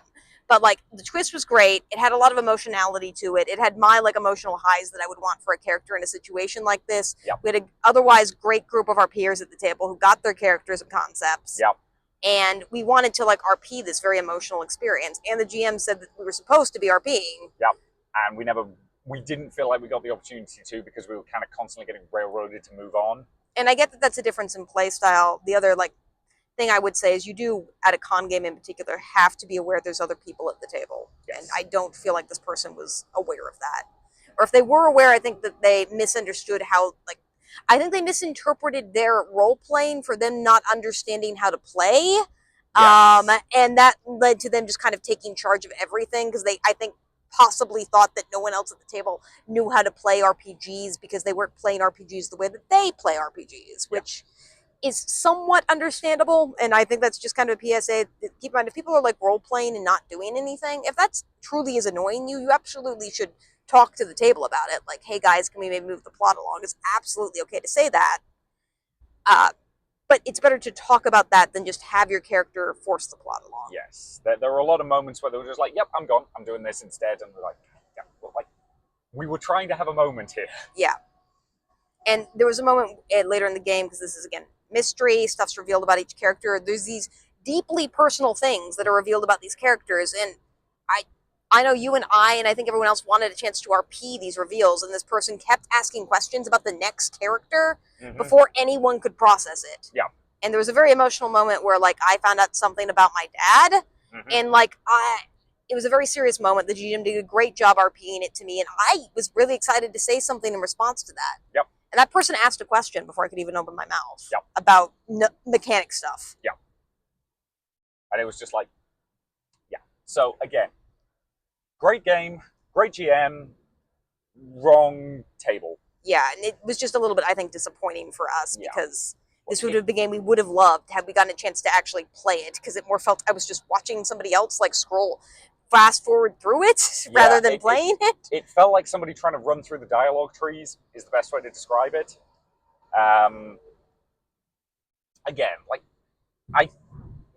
it's mostly a case of this was a perfectly fine game that could have been a fantastic game. Yeah, and I think that's more of kind of where we were with it, because I think we were just getting frustrated because it was such a good story that this was, Scooby Dread was a game we played last year run by Michael that we still talk about to this day because of how fantastic it was. And I do think this, with how it was written in the plot and how well it synced with our interest, had the potential to be that good of a game. Yeah. And we just didn't get to play it. And because it's a mystery, we can't, like, play it again. Yeah.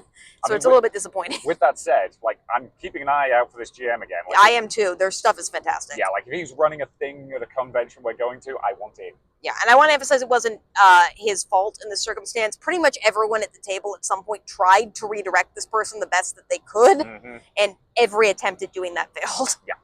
And that might just be that this person just doesn't understand this type of play style or doesn't have experience with role-play heavy games, so might misunderstand how other people play. That happens sometimes. Yeah. Like, again, some people go to role-playing games for the experience of playing a character and rolling a bunch of dice, and, like, that's absolutely fine. That's just not what we wanted from that experience. Yeah.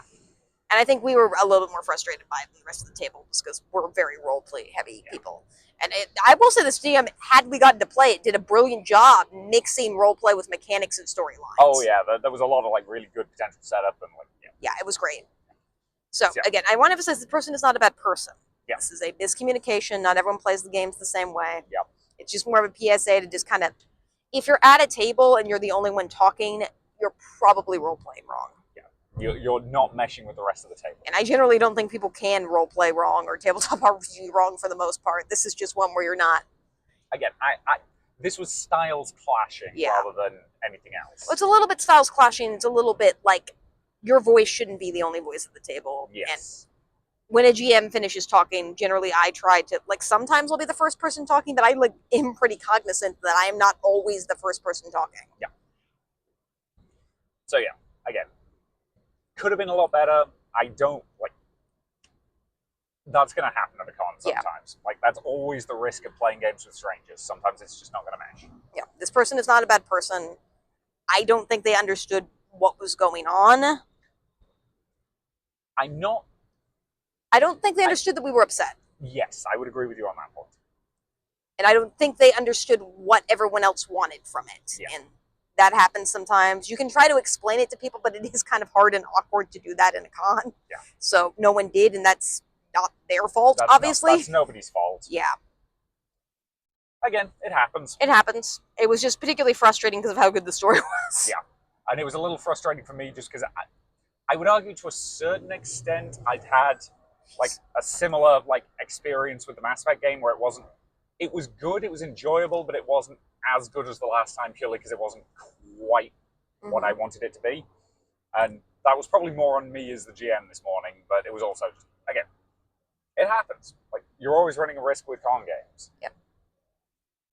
So, at that point, you went to your game, and I had to head upstairs to Lord McAllister's, so I suggest you go first since Lord McAllister's ran to, like, 10-ish. Yes, let me just find the name of the game. Yep. So yeah, Low Stakes New Neighbor. This is basically What We Do in the Shadows parody type game where it's pretty role play heavy. I realize I don't describe the mechanics as much as Richard does, but also a lot of the games I play don't really have that many mechanics. In this case, and this is the same with, I think, a lot of improv games. It's similar with Fiasco, where the improv kind of takes precedent over the mechanics to this. So in this case, it's basically You're all characters from what we do in the shadows. I was carrying Peacock plush this day because we purchased them in Dayton, I think the previous day or on Thursday. One of the characters was the Peacock, which is this very flamboyant type vampire type character, so I was drawn to that. Somebody was playing the Grump, which is a grumpy like vampire character. Plus, some person was a werewolf, who was just kind of a renegade, and one person was like, you know, the sane center caregiver who tried to keep us all sane.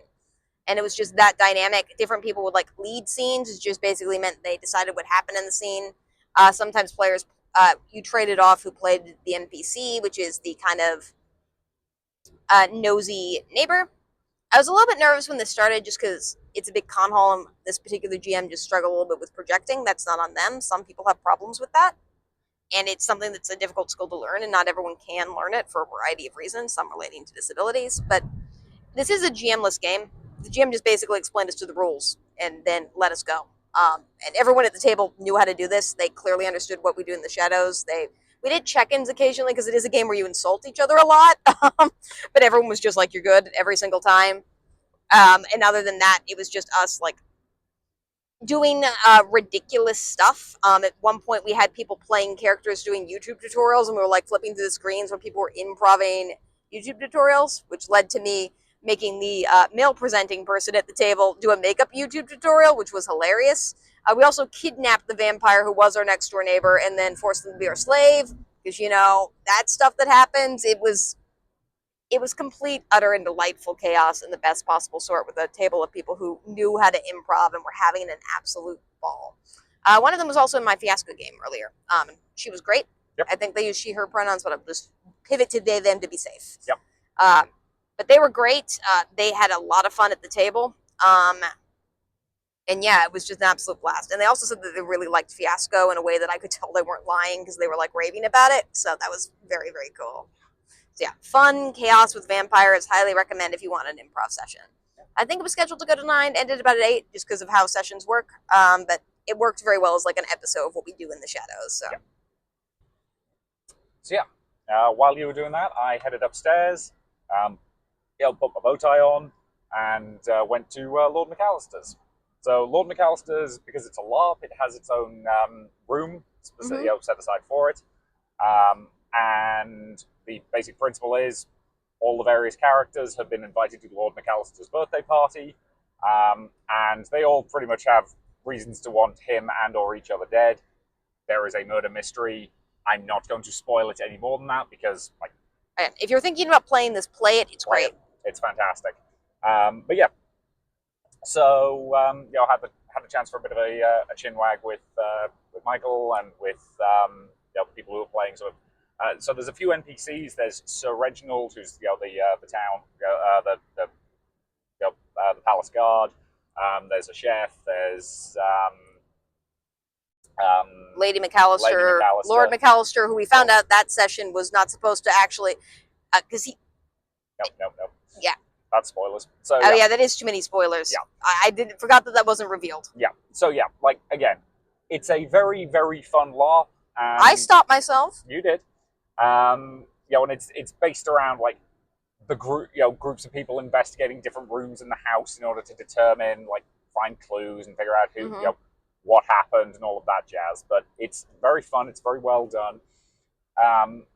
Part of the job of the butler is you introduce each character at the beginning. So they get their pat down from Sir Reginald the Guard, and then I lead them to Lady McAllister and then introduce them.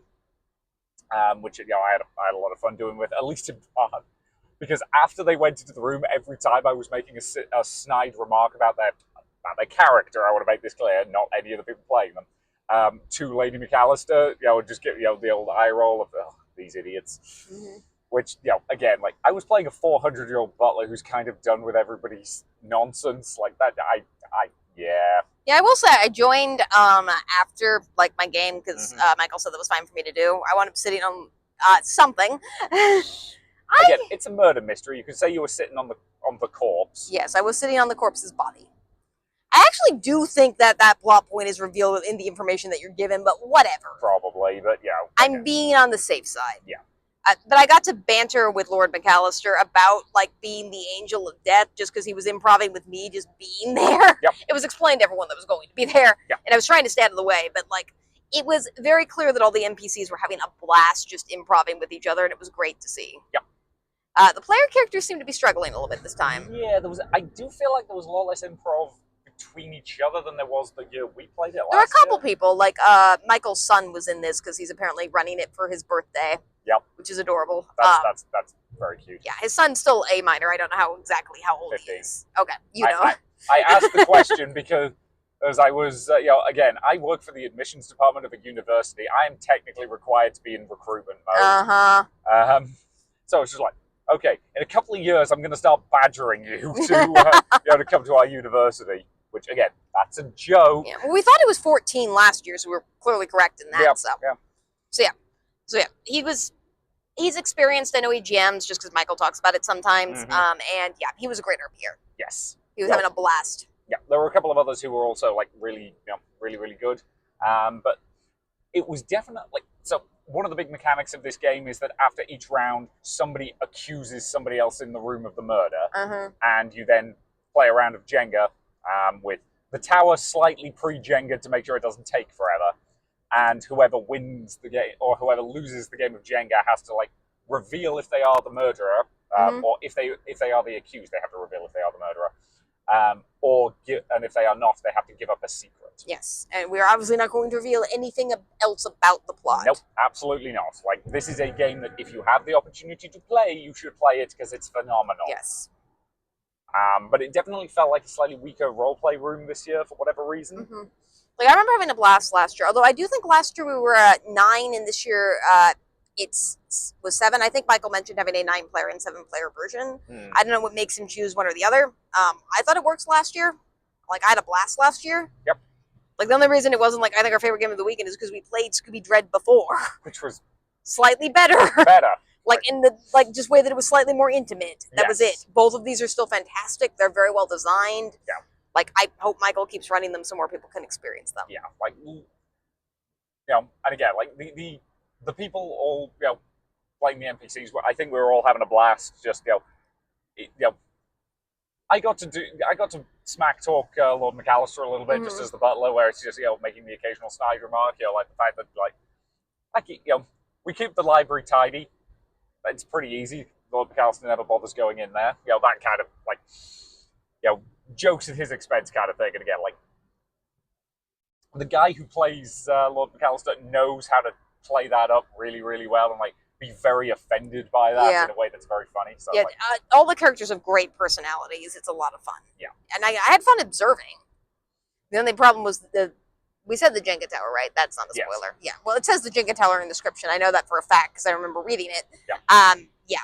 The pieces got lost. I think one of them ended up in our bag at one point because we put our bags next to the Jenga. Well, you put our bags. Yeah, I needed to put our bag down somewhere while we were doing it, and I checked with Michael, and he was like, "Yeah, I'm sure, absolutely fine. Put it back there, just so it's out of the way." And I was like, "Cool."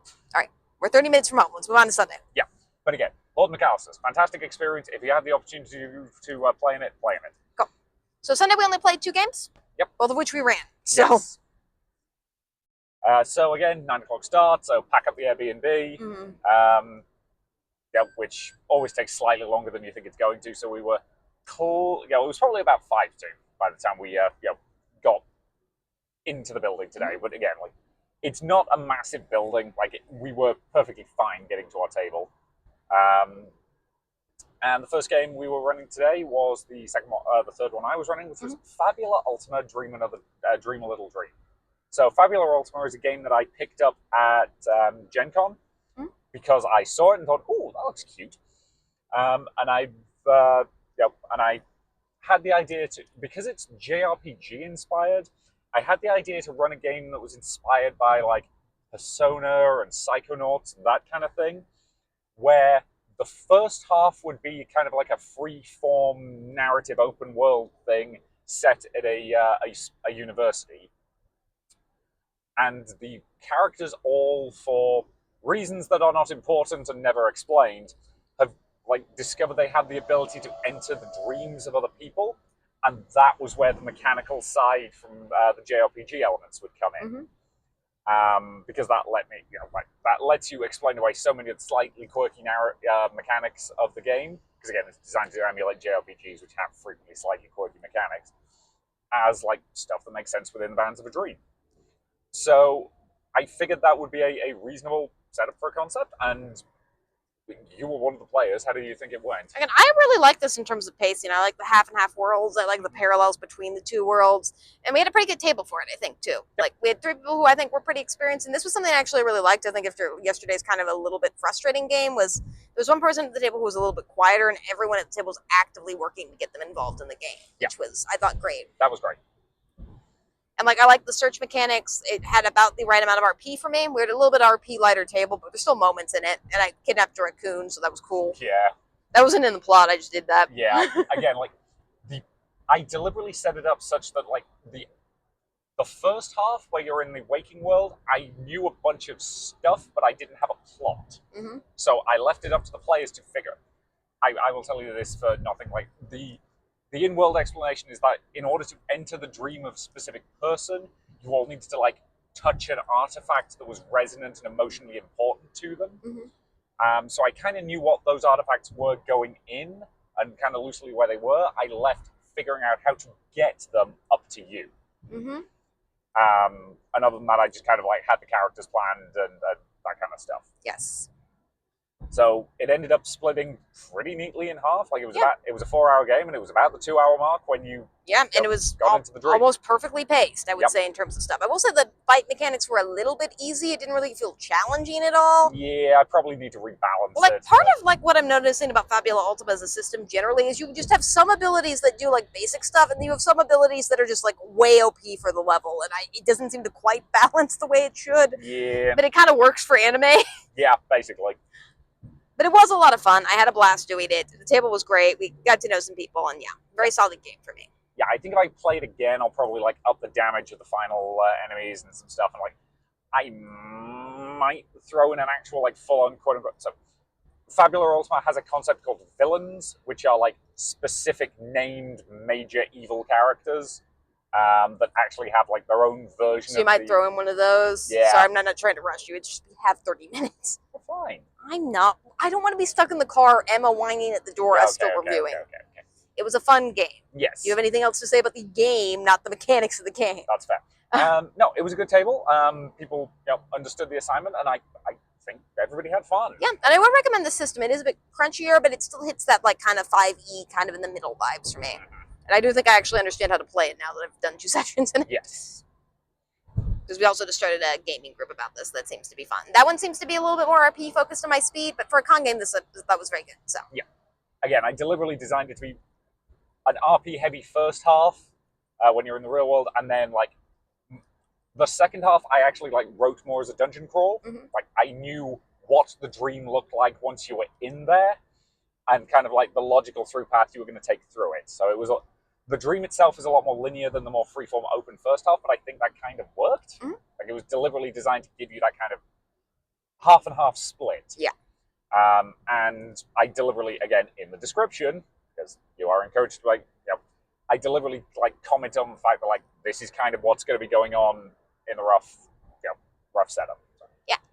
I think people had fun. Cool.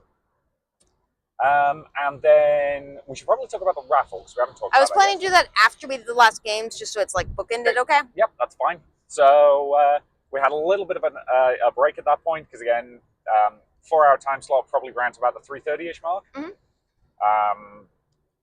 So we took a bio break, did all of that kind of stuff, and then headed to our table to prep for your last game of the day, or last game of the weekend. Passion of Passions, it's technically in Spanish, because this is based on Latinx telenovelas. Yep. It is important to the author to keep that element in there somewhat, but I will say adapting it for a largely white, non-Latin table, you kind of have to, like, change some of the elements up a little bit, just because I get the wanting to honor Latin culture, but also if you're not a part of Latin culture, you have to figure out a way to do that that's not cultural appropriation, so it's a fine line. Yep. So I want to highlight that it's based on telenovelas and try to keep those elements in there while also making it more comfortable for other groups to play while feeling respectful of cultures as opposed to, like, appropriating and creating caricatures of cultures, which I think I did okay on. So. You did. So the basic setup for this game is your characters are characters in a soap opera, and it should be the trashiest soap opera possible. Mm-hmm. And, like, the comment... It doesn't have to be the trashiest soap opera possible. It can just be a soap opera, but okay. Yeah. I feel like if you're not making it at least a little trashy, you're not doing it right. It is very much meant to be what good parody is, and good parody ultimately is a love letter to its source. Yes. So it's important for me to keep those elements in here. I love melodrama, and I want the melodrama elements to be fun. It's still fun to poke fun of it. Everyone should poke fun at things they love. Oh, yeah. Like, we poke fun of each other all the time. Oh, yeah. It's just, it's done with love, and that's what's important to me. And everyone at the table got the assignment. I will admit I was nervous about this game just because I didn't... The only two things I really had planned for this, because when I played it before at Origins with... I think it's fine to say Briggs' name, because Briggs knows we do this podcast. When I played it with Briggs, they just basically let us decide the setting and everything that was happening. Yep. Which I thought was really cool, so I wanted to do that. But also, when I couldn't like plan out any real plot points, and I also had to trust people to like RP and understand that it was a soap opera. And I did write those things in the description, but I was a little bit worried about it. So the only things I had planned were, I knew there was going to be a death at the beginning as like a plot hood, and I knew it was going to end with like some big dance or ball or festival or something like that, just as a thing to bring you all together. Yes. And like, I was thinking it was prom or something like that. If you picked like a more, or homecoming, you could do like dates for the dance or something. Yep. People just kind of created their own thing, and I think it did pretty... You were playing in it, so... Oh, yeah. Like, again. So, you basically kind of, like, said to the table, like, did they have any, like, idea for a specific, like, setting or thing they were interested in doing? And somebody at the table, like, suggested, like, Western, but that kind of, like, TV Western that's, like, very, like, what's the... Anachronistic. Anachronistic, thank you. Like, so, like, anachronistic Western, we're like, yes, that sounds like a great idea. Everybody around the table was on board with that pretty much from the get-go. So we're all basically, like, characters in a Western. And we kind of went around the table, and there are specific playbooks for this, each of which is, like, a broad character archetype. So I got the, like, the character you frequently play, actually. Yeah, weirdly, there was one no one wanted, so... Yeah. Who's the, like, you know, the big princessy, ostentatious-y, like, center of attention gal kind of Yeah, vibe. you had a girl next door, a girl, you had a couple, like, manipulator puppet strings, you had, like, a boss, like... Yep. And all of these could be adapted for different settings, which everyone did. And the twins were by two people who I think knew each other. I'm not sure of their exact relation, not going to assume, but I'll say friends at least. So. Yeah, for the record, the twin basically, like, copies another player, and is, like, their twin. And, like, yeah. So one of the things that you, like, you know, describe as part of your character is, like, you know, like, you have, like, sultry eyes or something like that. Everything the twin has is related to the person they are the twin of, which is hilarious. It's great. And these two understood the assignment. Like, they named their characters Mo and Bo. Yeah. And everyone kept mixing up their names the entire game. Which was great. So, yeah, I was nervous about this just because I wanted to, like, I had a couple things planned to just get everyone a little bit in the mood. So I had everyone plan their, like, last episode scene to kind of do some setup to get people thinking. And then I did what Briggs did, which was have them do the opening theme song, which actually is in the rule book to do. Yes. So, which I did Old Town Road for, which I was happy about. So, did that help at all, do you think? We couldn't really hear it. Not the song. Oh, I think the, like, getting into character by, like, describing what your character does during, like, the opening montage theme at the start of the show, I think was a very good call. I freely admit we couldn't hear the actual music. Yeah, I was trying to make it so we could hear each other, and like balancing that in a con space was hard. Yeah, that's fair. I heard the music and thought it was immersive. Yeah. But no, like, everybody seemed to be having fun. Like, everybody got character concepts fairly quickly. And again, you are very much playing, like, broad arcing, like, over the top caricatures. So it usually doesn't take people too long to, like, figure that out and sink into the appropriate character. Like, you can, especially if you're playing a longer form version of this, give your characters, like, depth and nuance and all of that stuff. But at a con game, you're mostly going to end up with very over-the-top, ridiculous characters in a way that you absolutely should for a game like this. You know, and again, you also... The one thing I do want to credit you on, you did a very good job of, like, laying out to the beginning, like, you know, this is a romance-based game, like, sex can happen. If it does, we're going to fade to black on it because, among other things, we're in a con space. Yeah. Like, everybody at this table is above 18. There are plenty of people in this room who aren't, who don't need to overhear any of that. Yeah, again, because it's a very emotional or sex-based game, like, there's not a lot of sex in it, but it is very flirtatious. Everyone is flirting with each other all the time. I did put it as plus 18. even if it's obviously pretend and narrative, like it's still a bit weird to be doing that with somebody who's under 18 if you're over 18. Yes. Just flirting with them in any capacity, even in character. Yes. But everyone got the assignment and was totally comfortable with it. Yeah. So, and I did lay that out right away where I'm just like, yeah, this is a romance-based game. You should be flirting with other players. Yep. And everybody understood that. Yeah. It's also in the description, romance. So. Yep. Like, again, one person was just playing the town sheriff whose shirt is always, like, mysteriously unbuttoned. Yeah. Like, they understood the assignment real goddamn well. So, yeah. Yeah. I thought it went pretty well. It's my first time running a game where I didn't really plan anything. So, did I do a good job? I tried to include everyone as best I could. It wasn't perfect. It wasn't perfect, but I think you did a really good job. Mm-hmm. And again, like, it's always the classic case of some people are stronger RPers than others. Some people... Well, it's like inevitably at all games, there's going to be people at tables who are a little bit quieter than others. That's pretty normal. Like at the 10 Candles game, I will fully admit I was a quieter character, but that's fine. I didn't want my character to be the center of that game. I kind of wanted more just observed and see how it worked. Oh, yeah. Which again, I think everybody had fun. Yeah, everyone seemed to. And like some people said they were going to run the game, which is awesome.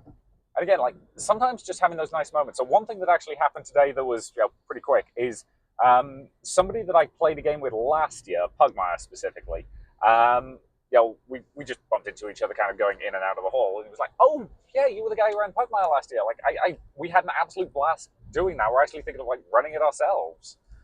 I'd like... You almost cheered up. Yeah, I really appreciated that. Well, it's one of those games where I remember you running last year that you thought went okay, but not great. And the fact that it was that great RP experience for somebody is awesome. Oh, yeah. But again, I thought Pugmire went fine last year.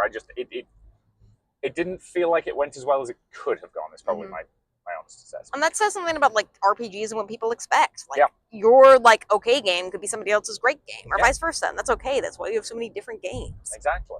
Like that's one of the reasons we love a convention like this is because you do see people year after year, and you have those moments when you can be like, oh hey, like I haven't seen you since last year. I just wanted to let you know I've been thinking about that game we ran and how much fun it was. I'm like, if you have that opportunity, like if you meet up with a GM, that you played the previous game with, and you've been like talking about how much you love that game, tell them. They want to know that. It will make their day. So yeah, so that was just a really nice moment. Okay. So now we'll talk about a couple of other things going on. This will generally be our what we didn't do section. We actually did do one of these things this year. We did do one of these things. We'll start with that. So yeah, they have a charity raffle for, I'll look up the charity. Yep. And this works like pretty much all charity raffles do. So you buy X amount of tickets. And it's not like the furry charity raffle where there's like 100 items, which I'm kind of glad about. I mean, there probably was 100 items. Well, I mean, there's not 100 items per one lot. Yeah, that's fair. So they basically they were doing multiple drawings throughout the weekend. And, they had various prizes at various times. And, it was just a classic case of you buy however many tickets you want. And then you put them in. One thing they did do this year that they managed to upsell us on this, which I kind of respect them for, was we were originally just going to buy $20 worth of tickets. Their comment was, well, if you buy $40, rather than having to write your name and phone number on the back of every ticket, what we'll do is you can just give us some symbol. We'll write it down next to your name and phone number, and all you have to do is write that symbol on the back of each ticket. We paid for that. We paid for that. Mostly so we could do that. Like, so that meant we could fill in all the tickets much, much faster and not give ourselves cramp, writing name and phone number. Because the way this basically worked is they did the drawing at certain times of day. You didn't have to be there. If you won something, they just send you a text to say, hey, you've won something, come pick it up. Specifically, I think you had to pick it up by 4 on Sunday was the latest. So because we got because we got $40 worth of tickets, which was like 110 tickets, I think it was. We split that across 2 different days. So we put some in on Saturday night and some in on Sunday morning / like midday-ish. And we actually ended up winning things both times. Yeah, we won like 3 things. I'm glad that these aren't like furry lots where there's like 20 or 30 items per lot. Yeah, so we won a couple of rule books and a Star Trek space miniatures game that looks kind of fun. I now have a miniature of an Akira class. This makes me very happy. Again, for all you Star Trek nerds out there, I love the Akira class. Most people... I could spend 20 minutes talking about how much we love the design. Don't do that. We have class. less than 20 minutes to get home. Yeah, that's fair. The charity, by the way, is Sanctuary something or other? Sanctuary at Homestead. So Sanctuary at Homestead. Okay, their first description is just about like, okay, there it's finally like, sorry, they have the like box where it's just like a bunch of flowery language before they get to the specifics. But they provide food, joy, and the knowledge and the joy of board gaming. So I think they're food pantry / probably also providing, I hope, like, I'm just going to call it entertainment to people who need it, because just because somebody's in a tough situation or whatever, or is homeless, does not mean they don't deserve fun, and I think that's important. Yep. So yeah, so perfectly good charity. Happy to chuck them $40. And they also provide food. That's important. So, Mm-hmm. and yeah, we wound up winning a bunch of really cool stuff, which is cool. Yeah, looking forward to. Well, we also won Mike's game, or Michael's game. Yeah, one of the RPG rulebooks was the one that Michael wrote, which. We're looking forward to that. We've seen it a bunch of times. We saw it last year at Acadecon as well, and I think we tried to win it that year as well. We didn't that year. So yeah, I'm looking forward to it. It doesn't tend to run as often, I think, just because Michael's busy for other stuff now. So I'm interested to see how it plays. Yep. So that we did do. We didn't really enter the play to win stuff, in part because it was kind of confusing. Again, we didn't ask or even try. Yeah. There were multiple panels going on we did not go to. Yep. And obviously a lot of games we didn't play, and we pretty much did no board games this year. We did do a couple board games last year, most of which well. Mm-hmm. And yeah. And all of our GMs, I will say, this year were fantastic. Oh yeah. We had some good GMs this year. So yeah, like again, I love this con. I do too. 13 minutes. Okay, that's still enough time to do things. Sorry I was rushing through the back section, but I want to time this well. Mm-hmm. So we still have top con moments? Yep. Do you want to go first? I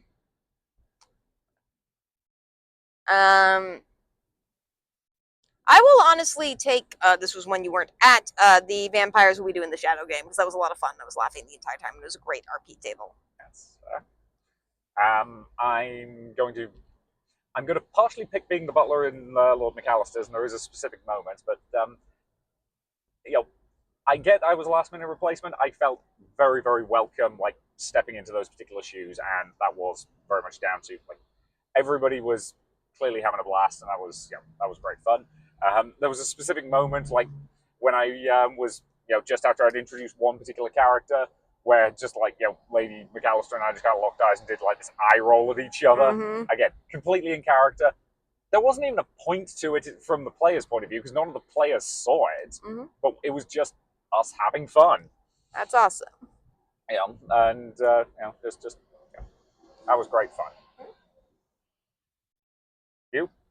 I honestly will take Passion of Passions. Like, it was my first time running it. It was the first time GMing without a plan. I had a plan for the freaking Goose RPG that I run. Yep. And that doesn't need a plan. It really doesn't. It has one anyway. Yep. So I'm just like, what if people don't know how to be Chaos Monster Geese? Which they always do. Yep. Like, there's never been an issue. Again, my favorite moment of that previously was when, like, we got to the tailor's shop the first time you ran it. Yeah. And immediately before you had a chance to tell us what was in that shop, somebody was like, "Is there a trench coat?" And of course, you had planned to put a trench coat in there, but like, yep. We all knew there had to be a trench coat in there because 5 geese in a trench coat. That's just funny. Well, yeah, Passion of Passions, I just trusted my players, and I think for the most part it worked out. It was a fun game. It was a good way to end the con, and I think people are having fun at the table. Yep. What do I want to pick? I could just pick. Okay, it's probably Sentai and Sensibility. Just the moment when you broke out the change of venue gag as your lawyer Sentai, like that was great. Like I love that. Like that was so stupid, but in the best possible way. I mean, it's supposed to be stupid. It's Power Rangers meets Jane Austen. Yeah. There's nothing more silly than a giant Super Sentai breaking out a giant contract. Yep. And forcing a character that you wrote to have a pen yep. sign it.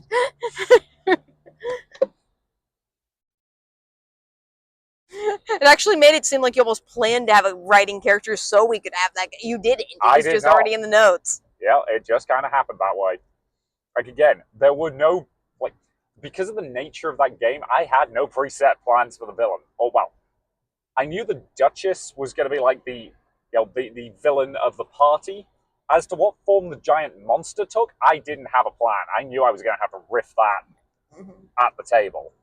And for the most part, I think it went pretty well. Nice. And for my final moment, I will take you pelvic thrusting into my stomach. More generally, also Geek Wars, but specifically you pelvic thrusting into my stomach. Fair. And then, last but not least, and again, for anybody who's not listened to this podcast before, these are in no particular order. This is just kind of the order in which we think of them. I would honestly pick that because I wanted to pick this, but I thought you were going to pick it. It's just that person complimenting you on Pugmire from last year. Yeah, I probably am going to take that. Like, it was just such a nice, like, small personal moment that really made me feel appreciated as a GM, which, like, I like to think I'm a decent GM. I enjoy doing it. It's just, yeah, again, it's just one of those things where it's like very hard to know how it is from other people's perspective, as evidenced by the fact that it happens. But I will say, a more general moment, I didn't pick it because it's just like the people at this con are just awesome. It's fun to talk to people. These are people who love RPGs. It's just awesome to kind of find in that community generally. Like, we adore this con. Again, we go to a lot of like conventions and board game conventions, that kind of stuff. Like, in terms of the high-level organization, this might be one of the best cons we attend. Yeah. Just in terms of, like... everything's thought out, thought through. There's logic to how everything's designed. Like, again, even something as simple as the table setup, like, the degree to which it was easy to find our tables every day, you would think that wouldn't be difficult. We know from past experience that it frequently is for a lot of conventions. Like, this convention does such a good job of it that it makes it look easy. Yeah. Is the best way to describe that. Yeah, it's amazing. Like, my biggest criticisms were the tablecloths are really cheap, and I understand that that's a budget issue. Like, I understand you have to have tablecloths because other people are going to put the drinks on the table, stain it, you're going to have to pay for it. Yep. And it also led to a lot of cock die, though, because of how the tablecloths were wrinkling on the tables and stuff like that. And I love the cardinal rule that every role player obeys with cock die. If it looks like it's a rule that's in your favor, it counts. And if it doesn't, it doesn't. Yep. Every RPGer obeys that rule. Everybody knows that one. The other rule being, if it rolled onto the floor, congratulations, you have to re-roll it. I don't care if it was a nat 20. Actually, can I go back and choose one additional moment? Sure. I forgot about that. Yeah. That's great. Yeah, during my Mass Effect game, one of my players, because again, it's based on 5th edition D&D, so D20s are getting rolled a lot. Throughout the entire game, he could not roll anything higher than like a 6. And then there came a moment where he was just like, I'll be back. After one particularly low roll, like, he stood up, took his D20, walked away, kind of like threw it to his wife and basically said, Ed, destroy this somehow. Went off, and then came back a couple of minutes later with a completely fresh set of dice that he'd just bought at one of the vendors' stalls. And he didn't roll below a 16 the entire rest of the game. I'm glad that paid off for him. Yep. It was just, that was great. Like, we all laughed our asses off at that.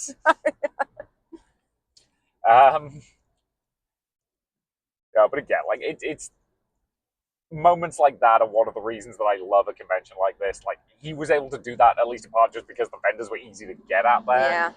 And it was also just dramatic and funny, and I'm sure that's part of the reason they did it. Yeah, absolutely.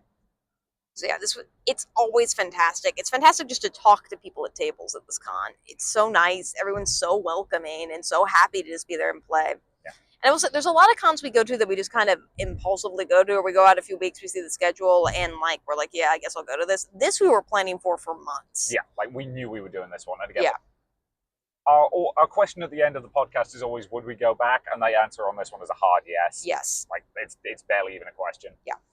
Like, we adore this con. Like, we knew that, like, because we had some really epic games last year, that maybe the games wouldn't hit quite the highs that they did last year, just because, frankly, Michael's an amazing GM. Yeah. And I freely admit, I don't think anything topped Scooby Dread from last year. It didn't, but, like, I will say, just in terms of, like, the overall comfort of the experience, I felt, because I was a little bit grumpy Sunday last year. I think it was mostly just because I hadn't slept. Yep. This year, I just felt happy the entire time through. Like, I felt so comfortable and so in my element, and it was so much fun. And yeah, I'm sad it's over. Yeah. I want to go back already. Yeah. Like, yeah. Also have to work tomorrow. That doesn't help. Yeah, And it's freaking snowing. Yeah. That doesn't help. We've both got to work. like by the sound of it, they reply to put like the VPN on my laptop, on my work laptop, so I can work from home when the snow gets bad. And I'm like, God damn it. Well, it's just like, if they can do that, why don't they just let you work from home? Who the heck cares? Welcome to the joys of office work. They think it's important for you to be there. I'm like, yeah, granted, some of it I can't do from home, but a lot of it I can. Like Lighting Blue, but yeah. Again, this is not the Richard complains about his job podcast. Mm-hmm. Yeah. I mean, if it was... Yeah, it would be a long podcast. Yeah, this is already a long podcast. Yeah. Okay, so yeah, we would like to, again, its con is amazing. This is, I also think, a great first, like, because I was talking about it with a few people this weekend, like, I've gone to a decent chunk of board game cons now, or tabletop cons, I think is the more fair term about it. And like, initially when we first went to Origins, I was so intimidated by joining a table of strangers. Yep. And now I'm pretty comfortable with it. Yep. I feel like this would, if you've never been to a board game con and or a tabletop con, and you want to try one, this would be an incredible one to be your first one. Just be aware they're not all run quite as well as this one is. Yeah. This one is great. It's fantastic. You should definitely go to it. And yeah, behind the scenes stats, we do their numbers are up 20%. Close to 20% was what I heard. Like, so apparently this was a good year for them. I hope they keep growing. Yeah, so do I. Like this, this is a really, really great con. I would love to see it continue to grow. I would like it to grow. I think Michael would probably his head would explode if it got to be the size of Origins. Oh God, yes. But for what it is, it's great. Again, it doesn't need to be Origins. That's the thing. Like, Origins and Gen Con are brilliant for what they are, but I think small, intimate board game cons like this, where you do get the opportunity to see the same people time after time and play with people multiple years in a row and just enjoy that experience. And it's also great for the most part. You don't have to fight to get into the stuff you want. Yeah. There's a little bit of scruffling at the beginning, but it's pretty normal. Yeah, Good Society sold out instantly. Mm-hmm. You didn't get the opportunity to play that, but other than that... Well, I'm just going to make you run that one. This is the thing, is for a lot of the games I want to play, I can just make you run them. Yep. Yeah. So again, and there are plenty of games that I would love to do next year. It's the classic problem. There's loads of stuff I would love to run here that I think would be appreciated, but there's also so much fun stuff I want to play here. Yeah, and it's also the trivia things are great. It's just they're also during peak con hours when there are also games. Yeah. You just want to split your body in two. There's so much cool stuff. Yeah. We also won way too much in the charity raffle. We did. Again, 2 more RPG books I'm never going to have a chance to run because again... And a game that actually would be perfect for us to play, but we have to learn how to play it. Yep. So we're probably going to spend a year not learning how to play it. Yep. So yeah, again, it's just... I love this concept. I love it too. Much. Yeah, we are very, very nearly home. Is there any final thoughts we want to say before we sign off? And if you are at all interested in tabletop RPGs or board games, or just want to go and try stuff, go. Dayton's a fairly low cost of living area. The tickets are pretty reasonably priced. I think they're $50. Yep. And VIP's $100, which is just the price of a normal con ticket, and still not rivaling GalaxyCon's prices. Yep. Jesus fucking Christ. Congratulations, you've overdone our budget on cursing. We're technically only allowed 1 per episode. I muttered it. It count. I could have said freaking. So, do you have anything else you want to say? Again, we love this con to bits. This is a fantastic experience. We can't recommend it highly enough. And we're already looking forward to next year. Yeah. I'm contemplating what I want to run next year already. Yeah, I kind of am too. It's a great con. It's great people. You meet tons of people who are having fun. They'll talk to you. People say hi. People know me because I'm wearing massive costumes every day. Yep. I forgot to mention the dress today. Oh yeah, I was wearing a quinceañera inspired ball gown to Passion of Passions. Yep. Also, just one thing they also have is a costume parade. I don't enter it. I could. I don't want to. Yep. It's mostly just because it's for kids and adults, and I feel kind of weird just parading through space. And also, I'm generally at a table. Yep. So I don't. Yep. We're busy. Yeah. Right. They do have a costume contest / costume parade. I just don't enter it. Yeah. Again, at this convention, we are here to play games, and it's one of the best ones to just do that. It's not going to have as many options as something like Gen Con or Origins, but you're going to have... There is a very good chance you will have some really fantastic experiences at a con like this. Yes. And I love it for that. I do too. So we're entering our town. Yep. So we'll sign off on this episode. Yep. So thank you very, very much for listening. Hope you'll continue to do that. Next week we are Going to another board game con. Because these two were back to back. For whatever reason. I don't think they were last year. I think there was like a week in between them, but I don't really remember. Yeah. So next week we'll be at Yukon, which Yukon. is... Where the heck is Yukon? It's in Michigan. Michigan. It's in that weird place between Ann Arbor and Detroit that's somehow not in Ann Arbor and Detroit, despite the fact that it's like a 30-minute driving distance for each, which I feel like means that it should be in both. Yep. And we're taking Emma with us. Yep. So we'll have the special guest on the podcast next week. She'll make about as much noise as she usually does, which is not much. Emma's our dog, not our child. Yep. I feel the need to preference that. Yes. So yeah. Thank you very much for listening. Hopefully we'll see you next week. And I didn't mean to imply that Emma wasn't our child because she's our dog. Emma is our baby. She is our dog. Yes. She's just not human, and therefore it's not weird that we didn't just like leave her at home by herself this weekend. Again, and even then we got a dog sitter. We have a dog sitter. It's just the dog sitter doesn't like stay with them the entire time.